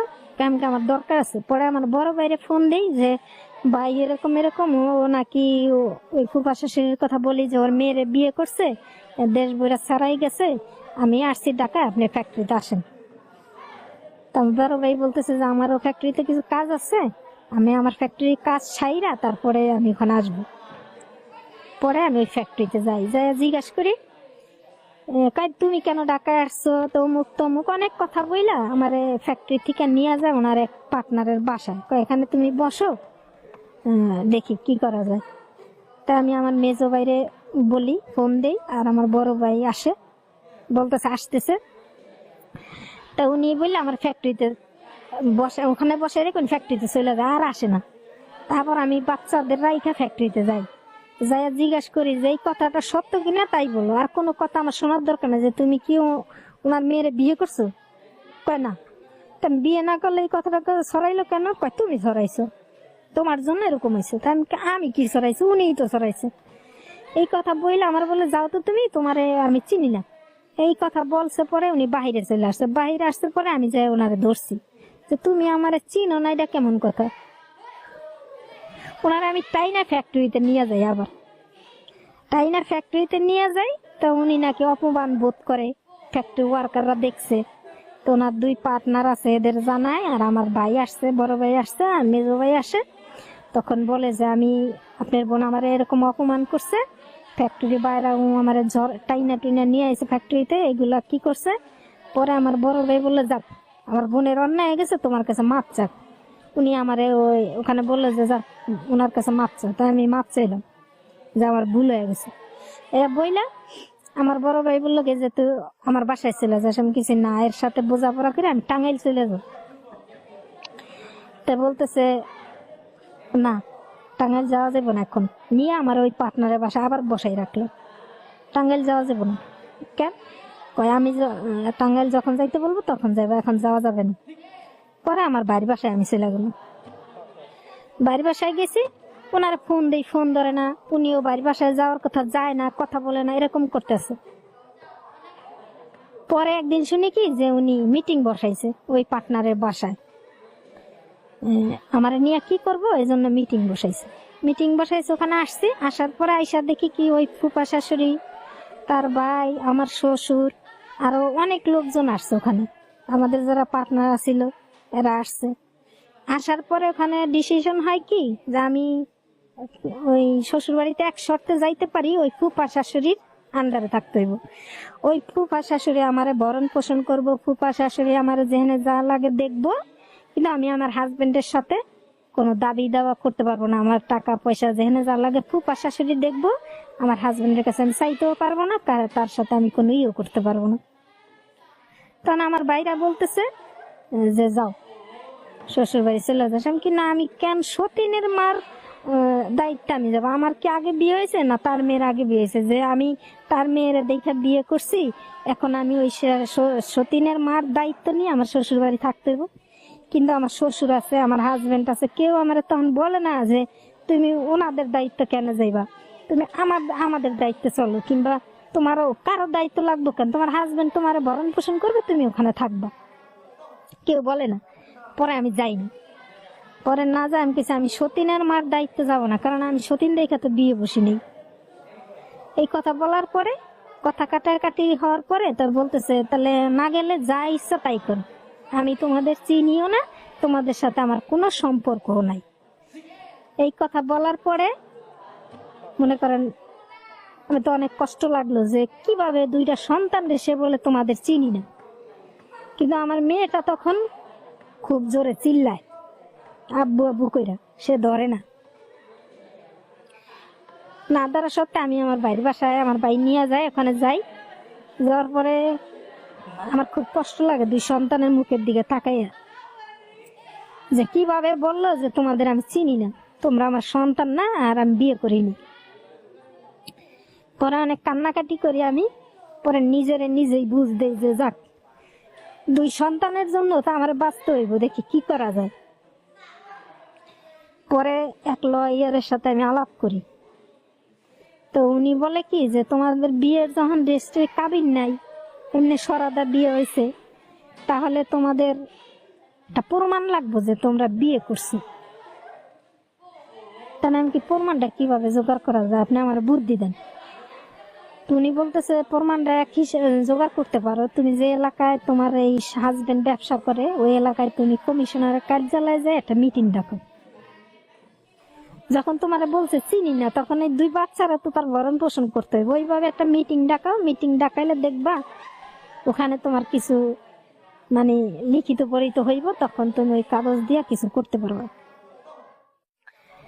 পরে আমি ওই ওনার কথা মতো মিটিং ডাকাই। ওই মিটিং এ আর কি হয়, কমিশনার যে দুই বাচ্চার এসে মান্থলি 3000 টাকা দিব, আমার কোনো ভরণ পোষণ দিব না, 3000 টাকা করে দুই ছেলে মেরে দিব, এইটাই তার কথা। ওইভাবে লিখিত হয়ে গেল।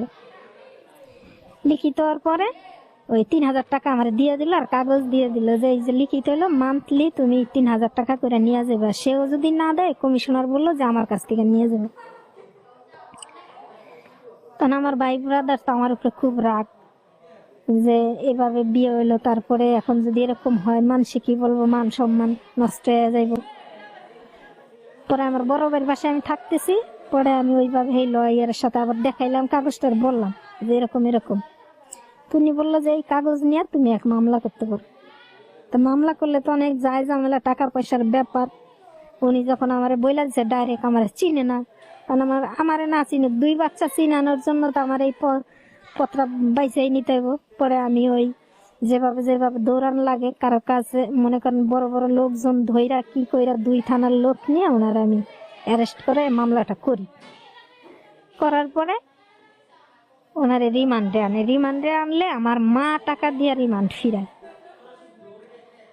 ফিরাইয়া কয় কি ছেলে হিসাবে তো হে ভালো, দোষ হয়েছে ওই মহিলার আর মহিলার মাইয়ার। এই লোকটা নির্দোষ, এই ছেলেটারে কেন আমি রিমান্ডে মারবো?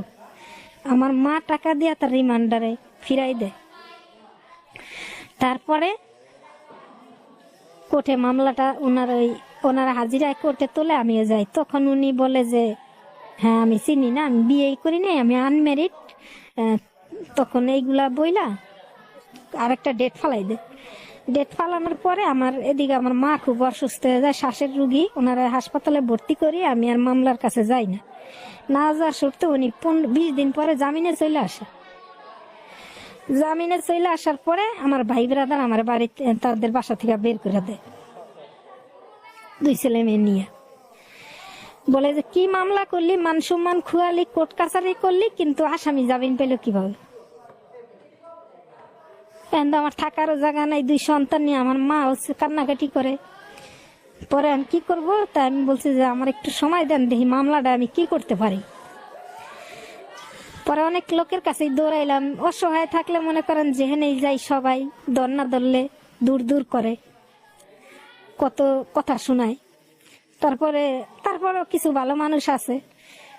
এক লোকের সাহায্যে আমি এক মন্ত্রীর বাসায় যাই, যে ওবায়দুর রহমান ছিল বিএনপির সিনিয়র কর্মকর্তা।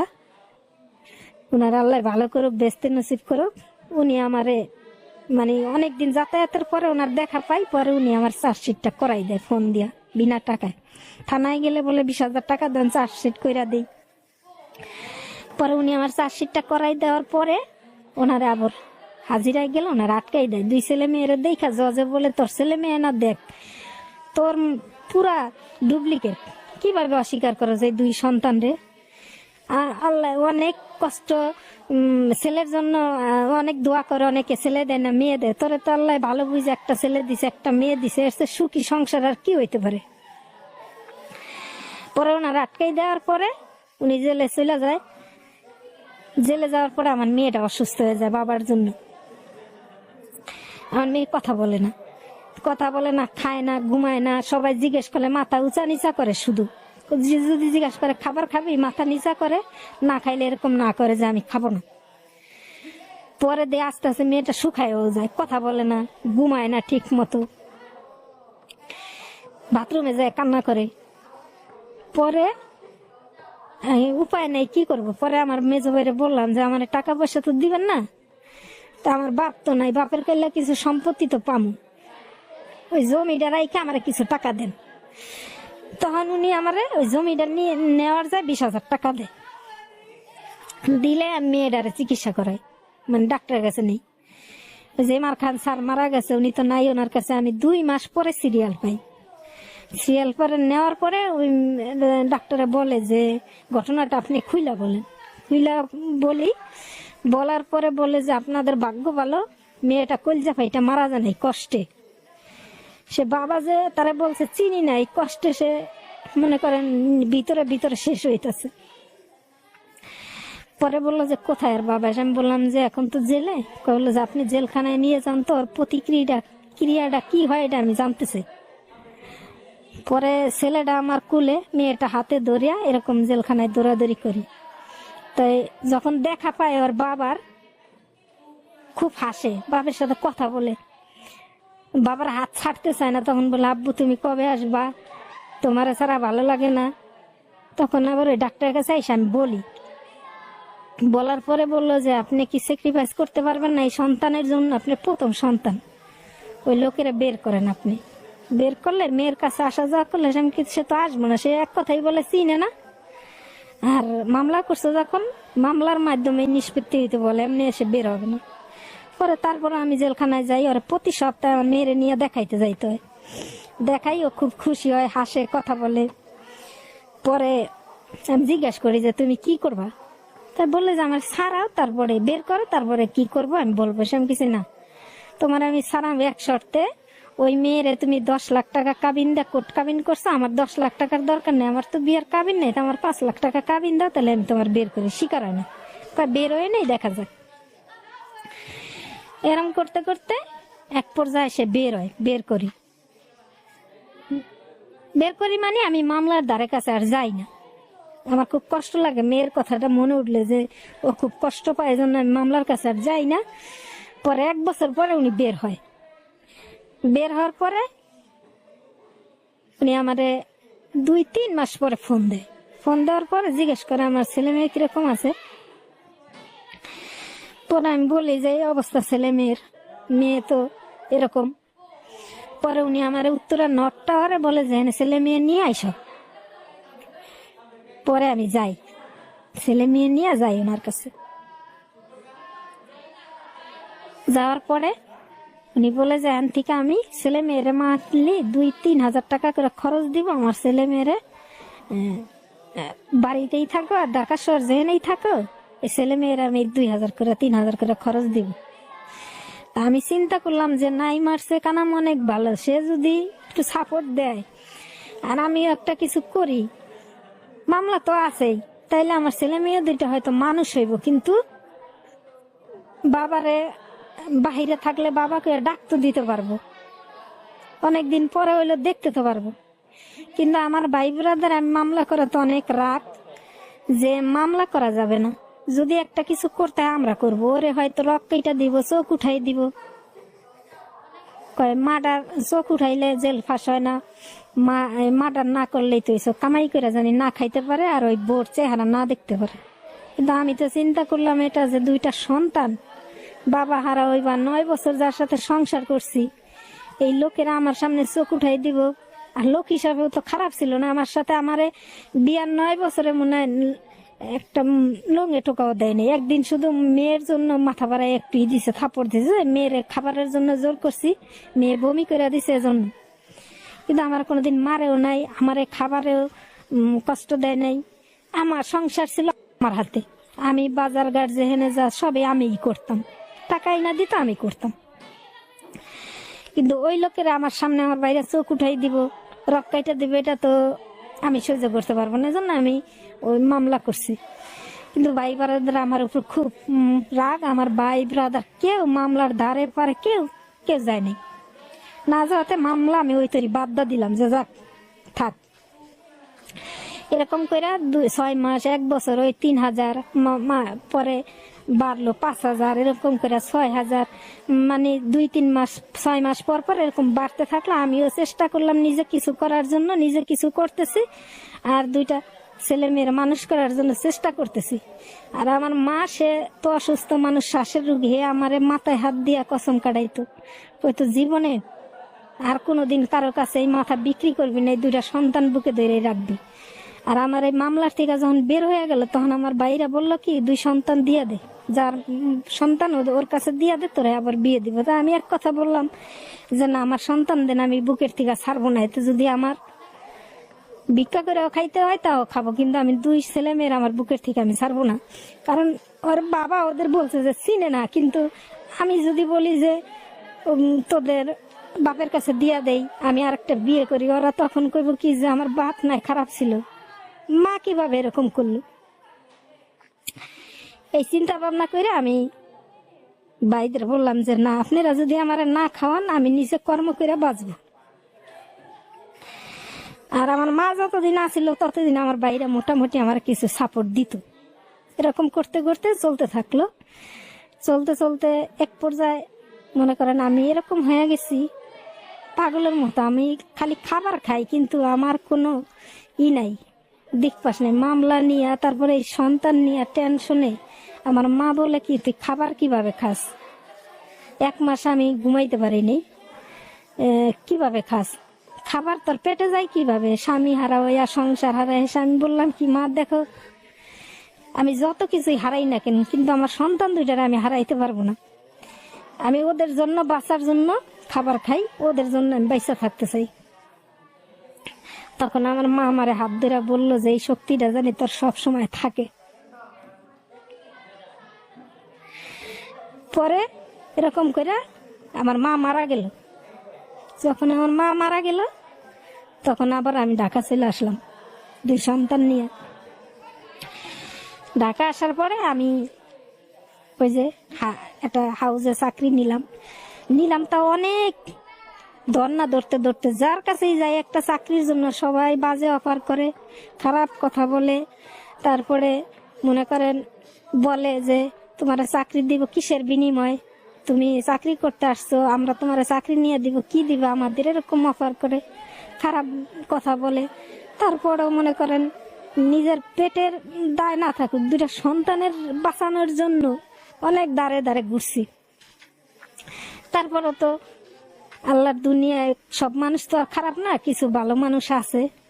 এক ভাইয়ের মাধ্যমে, ড্রাইভার ভাইয়ের মাধ্যমে আমি একটা চাকরি পাই, একটা ইন্ডিয়ান হাউসে চাকরি পাই, ওখানে আমি চাকরি করি। আর উনিও কিছু সাপোর্ট করে, ও দিয়ে কোনো রকম চাকরি করতে থাকি। আর মেয়েদের মা স্কুলে ভর্তি করে দিছি, একটু লেখাপড়া করাইতেছি, যে একটু মানুষ করার চেষ্টা করি। তা আমার মা থাকতে আমার বাইরে একটু সাপোর্ট দিত। মা মরার পরে মনে করেন যদিও বাড়ি গেলে খাওয়াইতো, কিন্তু একটা জিনিস দাবি করলে কোনো সময় দেয়নি। এমনও সময় গেছে আমার মেয়ের নিয়ে যখন আমি আমার বাপের বাড়িতে যাইতাম বেড়াইতে, তখন আমার ভাই বলতো আশেপাশের কেউ আসলে যে আমার বাগনিরে যদি ধরতে হয় সাবান দা হাত ধুইয়া কুলে নিবি। আর আমার স্বামী যখন আমার সাথে এরকম করছে, তখন আমার ছোট ভাই আমার 2 সন্তানরে পাউচা করে দেখাইছে যে তোদের লাথিয়া ঘরের থেকে বাইর করে দিবে, এর কষ্ট পৃথিবীতে একটা মায়ের কাছে মনে আর কিচ্ছু নাই।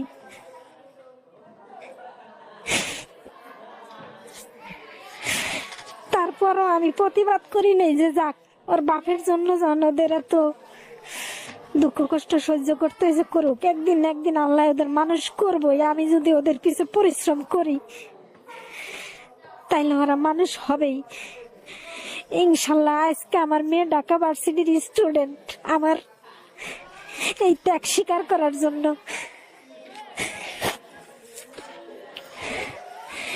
এরপরে মনে করেন চলতে থাকে, কোন রকম কিছু দেয়, কোন মাসে হয়তো 5,000 দিছে, আবার কোন মাসে 2,000 দেয়। এরকম করে আমি অনেক কষ্ট করে আমি মানুষের বাসায় কাজ করে, যে হাউসে চাকরি করা মানে থালা বাসন ধোয়া, ঘর ঝাড়ু দেওয়া, এইগুলা কইরা আমি আমার সন্তানদের মানুষ করার চেষ্টা করছিলাম। পরে এরকম করতে করতে উনি করলো কি, আমার মেয়ে যখন ক্লাস 8-এ উঠে তখন উনি আমাদের খরচ দিব না, একেবারে টোটালে দিব না, না কইরা দিল। আমি কই কেন খরচ দিব না? কয় আমি চাকরি ছেড়ে দিছি, আমি ব্যবসা করব, ব্যবসা যতদিন প্রতিষ্ঠিত না হইতে পারে তোমাদের আমি কিছু দিতে পারবো না। তখন আমার ছোট ভাইয়ের সাথে আমি আলাপ করি, যখন আমি কি করব, আমার একলা তো আমার 2 সন্তান আমি ঢাকা শহরে রাইখা মানুষ করতে পারবো না। তখন আমার ছোট ভাই বলে কি, আপনার আমি এক বুদ্ধি দিতে পারি, সেটা হলো বাড়িতে যা থাকতে পারবেন, খাইতে পারবেন, কিন্তু আপনার সন্তানের লেখাপড়ার খরচ আমরা দিতে পারবো না। তারপর আমার একটু সাহস ছিল যে আমি যে জমিটা আমার মেজবাইয়ের কাছে রাখছিলাম 20,000 টাকায়, ওই জমিটা আমি লাগে বিক্রি করে দিব, আমার 2 সন্তানের লেখাপড়া আমি বন্ধ করব না। পরে আমি আবার যাই বাড়িতে, বাসা ছাইরা দিয়ে আমার 2 ছেলে মেয়ে নিয়ে বাড়িতে যাই। বাড়িতে যাওয়ার পরে মনে করেন 3 মাস থাকার পরে বাইরে তো দূরে থাকে, ছোট ভাই বাইরে থাকে আর মেজো ভাই ঢাকায় থাকে। তাহলে বাইর বউরা তো মনে করেন 1 দিন 2 দিন ওই কথা নিয়ে খোটা দেয়, ভাইয়ের মেয়েরা খোটা দেয়। আমার ছেলেরে বলে যে তোরা এনাইছত কেন, তোর মায় না বাপের বাড়ি আইতে পারবো, তোদের তো এখানে কোনো জায়গা নেই, তোরা তো উড়ুইরা। এই কথা শুই না আমার ছেলে খুব কষ্ট পায়, এসে আমার কাছে বলে আম্মু, আমার আপু বলে আমাদের তো এখানে কোনো জায়গা নেই। তখনও খুব খারাপ লাগে আমার যে আজকে স্বামীর সংসারে থাকলে এই কথা বলতে পারতো না। পরে যাই হোক, আমি পরে মনে কিছু নেই না, যে যাক ভাগ্যে যা আছে সবাই বলুক, সমস্যা নাই। ছেলে মেয়ে দুইটার তো আমি মানুষ করি করে বাপের বাড়ি, তো তখন আমি থাকতে পারি না। পরে আমাদের বাজারের কাছে আমি একটা বাসা ভাড়া নিয়ে মেজবের কাছে ওই জমিটা আমি বিক্রি করে আমার ছেলে মেয়ের নিয়ে ওখানে থাইকে আমার মেয়ের আমি ওখান থেকে ম্যাট্রিক পরীক্ষা দেওয়াই দিয়ে আবার আমার মেয়ের ঢাকায় যখন চান্স পায় আবার ঢাকায় আসি। তখন আবার উনি কিছু কিছু টাকা আমার দেওয়া শুরু করে, কিছু দেয়। দেওয়ার পরে উনি বলতেছে কি যে আমি বাইরে চলে যাম, ব্যবসায় এরকম ইনকাম হয় না, আমি বাইরে চলে যাম। তাই আমি কি কয়, আমার সব কিছু রেডি হয়ে গেছে না, আমি লন্ডনে যাইতেছি 15 লাখ টাকা দিয়ে। তাই আমি কি এটা কি বললো, মানুষে না বলে আইলস না কইরা কেউ ইউরোপ কান্ট্রিতে ঢুকতে পারে না, তুমি কিভাবে ঢুকবা? আমার লোক আছে, আমার লোক ঢুকাই দিব, আমরা পৌঁছাই দিব ওই পর্যন্ত। তখন উনি আমার রিকোয়েস্ট করে যে আমি তো যাব, লন্ডন গেলে তার সমস্যা নাই, আমার কিছু আমার টিকিটের টাকায় শর্ট পড়ে গেছে, আমার কিছু টাকা ম্যানেজ করে দেয়। তা আমি কোথায় টাকা পাবো? কই দেখো না কারো কাছ থেকে ম্যানেজ করে। তা আমি যখন যে চাকরি করতাম, তো ওই সূত্রে আমার একজনের সাথে পরিচয় হয়, ওর বাড়ি মাদারীপুরে। ওই মেয়েটা আবার আমার বড় বোনের মতো জানে। তো ওর সাথে আলাপ করি, আলাপ করার পরেও বলে কি যে আপা দেখেন, যাই হোক আপনাকে তো কিছু খরচ দেয়, আবার এমন লোক আছে যে স্বামী কোনো খবরই নেয় না, কিছুই করে না, মাঝে মধ্যে তো দেয় আপনাকে। তাও যদি উনি বিপদে পড়ছে, টিকিটটা 15 লাখ টাকা বাদ হয়ে যাবে, টিকিটটা না করে যাইতে পারলে তাই আপনি ম্যানেজ করে দেন। তো ওর আমি বললাম কি যে দেখ আমার তো টাকা পয়সা নেই, আর আমার ভাই ব্রাদার আমার দিব না, তা আমি এখন কি করতে পারি? তো বললো যে এক লোকে সুদে টাকা দেয়, আপনি নিয়ে দেন। তা আমি কি কত টাকা লাগবে? তো উনি আমার বললো 50,000 টাকা লাগবে। তা আমি বললাম আমি তো চাকরি করি, তা সুদটা চালাই যেতে পারবো, তুমি আসল টাকাটা আমার দিয়া দিও। বললো যে না বেশি না, আমি যাই পৌঁছাইলে তা তুমি 3 মাসের সময় নিও। 3 মাসের সময় নিয়ে ওনার আমি 50,000 টাকা আইনা দিই। তা আনার পরে উনি ওই দেশে আর যাইতে পারে না, ওনারে নাকি 1 মাস পরে খবর পাই যে ওনার ফিলিপাইনে ফালাই রাখছে, উনি বসা। পরে আমি অনেক রাগারাগি করলাম যে আমি তোমার টাকা আইনা দিলাম, তুমি তো আমার এই খরচ দিতে পারো না, আমার ছেলে মেয়েরা আবার আমার এই বিপদে ফালাইয়া টাকাটা আইনা দিলাম, তুমি এখন কি করবা? আচ্ছা আমি ফিলিপাইনে একটা কিছু করতেছি, ওনারা আমার কিছু টাকা দিব, আমি হয়তো ব্যবসা ট্যাবসা করবো, তখন টাকাটা দিয়ে দিব। দেওয়ার পরে এরকম বলার পরে উনি মাস 6 চলে গেল। চলার পরেই মনে করেন 19 সালের শেষে করোনা চলে আসলো। ওখানে উনি 2টা দোকান নিছিল বলে, দোকান নিয়ে ব্যবসা 6 মাস আমাদের কিছু টাকা দিছে, সাপোর্ট দিছে। আমি একটা রুম নিয়ে মেয়ের কলেজে ভর্তি কইরা ছেলের বাড়িতে রাইখা আসছি, ভাইদের বাড়িতে। আমি মেয়ের নিয়ে থাকি যে ছেলেটা আবার এইটা জিএসসি দিব, আর জিএসসি শেষ হইলে ঢাকায় নিয়ে আসবো। থাকতেছে ওই 6 মাস উনি আমার কিছু হেল্প করলো, আর আমি তো নিজে কিছু করতেছি, হাউসে চাকরি বাকরি করি, চলে কোন রকম ডাল ভাত খাই মেয়ে মানুষ করবো এই আশায় কলেজে ভর্তি করে আসি। হুট করে ওনার করোনা শুরু হয়ে গেল। উনি বললো কি যে এখন তো আর আমি টাকা পয়সা দিতে পারবো না, হ্যাঁ আমি কি করব?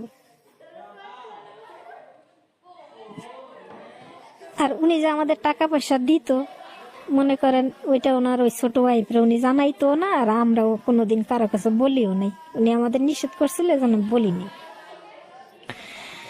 তা আমার ছোট ভাইয়ের সাথে আমি আলাপ করি, আলাপ করার বলে আমার ছোট ভাই বলে কি যে আপনি, আমরা তো এমনি আপনার সারাক্ষণ হেল্প করতে পারবো না সব সময়, যে আজকে 10,000 কালকে 20,000 এরকম, কিন্তু আপনি বাপের যেটা সম্পত্তি পাইবেন ওটা আমাদের লেখা দেন, আপনার টাকা পয়সা বুঝাই দিয়ে দিই।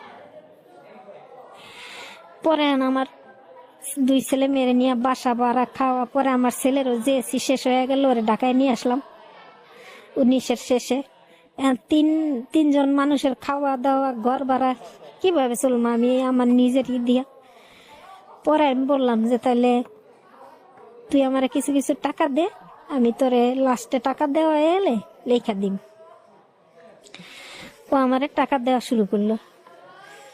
তো উনি আবার আমারে ফোন দা বললো কি যে করোনা শেষ হইলে আমি কিছু কিছু টাকা দিতে পারবো, দেখি দোকান চলে কিনা।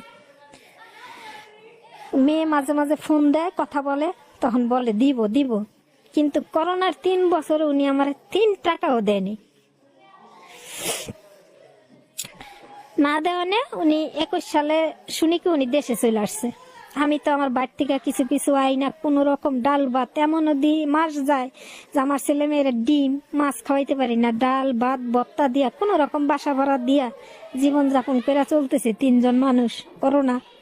আর আমার ছেলেও বয়তে ভাত খায় না, একবেলা ভাত খায়, করোনার মধ্যে যে খাবার না পাই ডেলি একবেলা ভাত খেয়ে থাকবো, তাও বাইসা থাকতে হইবে এই কথা বলে। ওইরকম করে চলতেছি, বাড়ি থেকে কিছু আনি, অমুকের থেকে কিছু আনি, সাহায্য মাহায্য নিয়ে অনেকের থেকে চললাম। 3 বছর পরে করোনা ওই যে 19 সালে শুরু হইলো, 20-21 সালের শেষে শুনি উনি দেশে আসছে। আমার শাশুড়ির কাছে শুনতে পাই আর কি। তো ওনারা ফোন দিলে ধরে না, ফোন দিলে ধরে না, অনেক 2-3 মাস পরে উনি ফোন ধরে। ধরার পরে উনি বলে যে আমি তো দোকান ওদিকে রাইখা একটু অসুবিধার জন্য আইসা পড়ছি, আমি আমার ফোন দিও না, আমার এদিকে একটু বিপদ আছে, আমার বিপদ কাইটা যাক। তাই কি উনি বলে না খুইলা। তারপর মেয়ে মাঝে মাঝে ফোন দেয়, কথা বলে, কিন্তু টাকা পয়সা দেয় না। হুট করে মেয়েরা মনে হয় জিজ্ঞেস করছে তোমরা কই থাকো, বলছে মেয়ে বলার পরে হুট করে একদিন শুনি উনি আমার ফোন দা বলে যে আমি এমুক জায়গায় আছি, আমার এসে বাসায় নাও। পরে মেয়েরা বললাম যে কে বলছে আমরা এখান থেকে, বললে যে আমি একদিন বলছিলাম, তাই আমি কেন উনি বাসায় আসবো, কয় আমি একটু আব্বুরে দেখবো, তুমি নিয়ে আসো।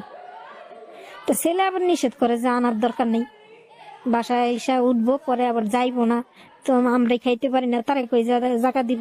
তখন মেয়ে বলে কি আম্মু আমি আব্বুর একটু দেখবো, তুমি নিয়ে আসো। পরে আমি যাই ওনারে নিয়ে আসি। আসার পরে উনি মনে করেন খাওয়া দাওয়া করে, তো বিকালের দিকে আবার চইলা যায়। পরে বলে যে বাসায় থাকবো, তাই আমি বলছি না থাকার ই নেই, আমরা একটা রুমে 3 জন মানুষ থাকি, অনেক কষ্ট করে চইলা যায়। চইলা যাওয়ার পরে মনে করেন মাসখানিক পরে দেখি উনি হুট করে আবার উনি বাসায় আসে। আসার পরে উনি মেয়েরা খুব কনভিন্স করে ফেলে, মেয়ে বলে যে না থাক আব্বু আমাদের বাসায় থাক। মেয়ে আবার ভক্ত, মেয়েরা উনি ই করে ফেলে। তা আমি বলছি না না বাসায় থাকা যাবে না, এমনি আমি অনেক কষ্ট করে চলি, তুমি টাকা পয়সা দেও না, আর আমার বাসায় থাকার দরকারও নাই। এরকম করে জোর করে উনি থাকলে 15 দিন থাকার বলে কি যে তোমার মা মারা গেছে, আমি দেখি নাই, কবরটাও দেখি না, আমি তোমাদের বাড়িতে একটু যাইতে চাই, দেখতে চাই। তা আমি বলছি না আমি আমার ভাইদের সাথে কথা না বইলা আমি বলতে পারি না। ভাইদের মানে আমার ছোট ভাই আর কি, ওই যে আমার জমি নিয়ে টাকা দিতেছে, ও কিছু কিছু সাহায্য করে চলি। পরে এই কথা বলার পরে উনি আমার বলে যে জিজ্ঞেস করে দেখো আমি একটু বাড়ি যাই। পরে আমার বাইরে জিজ্ঞেস করে এসে বলে যে দেখেন আইতে চাই যখন একটা মানুষ, যত হয় কয় আমি পিছনে যত ভুল করছি, আমার এখন বয়স হয়ে গেছে, আমার ছেলে মেয়ের মুখের দিকে তাকাই আমি এখন ভালো হয়ে যাইতে চাই, আর আমার একটা সুযোগ দাও, আমি দেখি ভালো হইতে পারি কিনা। এরকম করে আমি দেশে আর কিছু করতে চাই, আমি তো কাজ জানি, তা কিছু উনি যে কোনো একটা কোম্পানিতে চাকরি করলেও উনি 1 থেকে 1.5 লাখ টাকা বেতন পাওয়ার মতো কাজ জানে। তা চিন্তা করলাম যদি নিজে কিছু করতে চাই তো করুক দেশে, হয়তো আমার মেয়েটা বড় হয়েছে, বিয়ে দিতে হইব, কিছু হেল্প করুক, ছেলেটা কমপক্ষে ইন্টার পাস করুক, এই পর্যন্ত যদি কিছু সাপোর্ট করে তাহলে আমার চলুক। আর কেউ তো বলতে পারবো না যে আমার মনে করেন যে স্বামী ছাইরা দিছে, স্বামী খোঁজ খবর লয় না, কারো কাছে তো আমি বলতে পারবো যে স্বামী আমার একটু খোঁজ খবর নেয় আছে এরকম। এজন্য ওনারা নিয়ে আমি বাড়িতে যাই। যাওয়ার পরে অনেক কয়দিন বেড়াই আসে, উনি ওখানে বাড়িতে যাই আমার খুব ই করে, হাতে পায়ে ধরে, আমার মেজো ভাইয়ের কাছে মাপ চায়, পা ধরে জড়াই এইটি কইরা তারপরে বলে যে আমি একটা কিছু করতে চাই। তারপর উনি আমার খুব ম্যানেজ করে বলে হাতে পায়ে ধরে যে আমার 1 লাখ টাকাই না দাও, একটা কিছু করি। তারপর আমার ছোট ভাইরে বললাম, আর কেউ দেওয়ার মতো না, ওই ছোট ভাইটাই বাইরে থাকে তো, কিছু মানে ওই জমির উপরে দিতেছে আমার লাগলে। পরে ওর কাছে বললাম, ও দিল 50,000 টাকা, আর আরেকজনের থেকে আমি নিলাম 1,00,000 টাকা, তাও লাভের উপরে নিয়ে ওনারে দিলাম। দেওয়ার পরে উনি কিন্তু বললো যে দেশে একটা কিছু করব আর এখানেই থাকবো, ওরকম করব। কিন্তু দেওয়ার পরে ঢাকায় যখন আসলাম, টাকাটা ওনারা আমার ছোট ভাই দিল ঢাকায়, আর ওই বাড়ির থেকে নিয়ে আসলাম 1,00,000 টাকা। মোট 1.5 লাখ টাকা, আর আগে দিছিলাম ওনার একবার আমি 50,000 টাকা।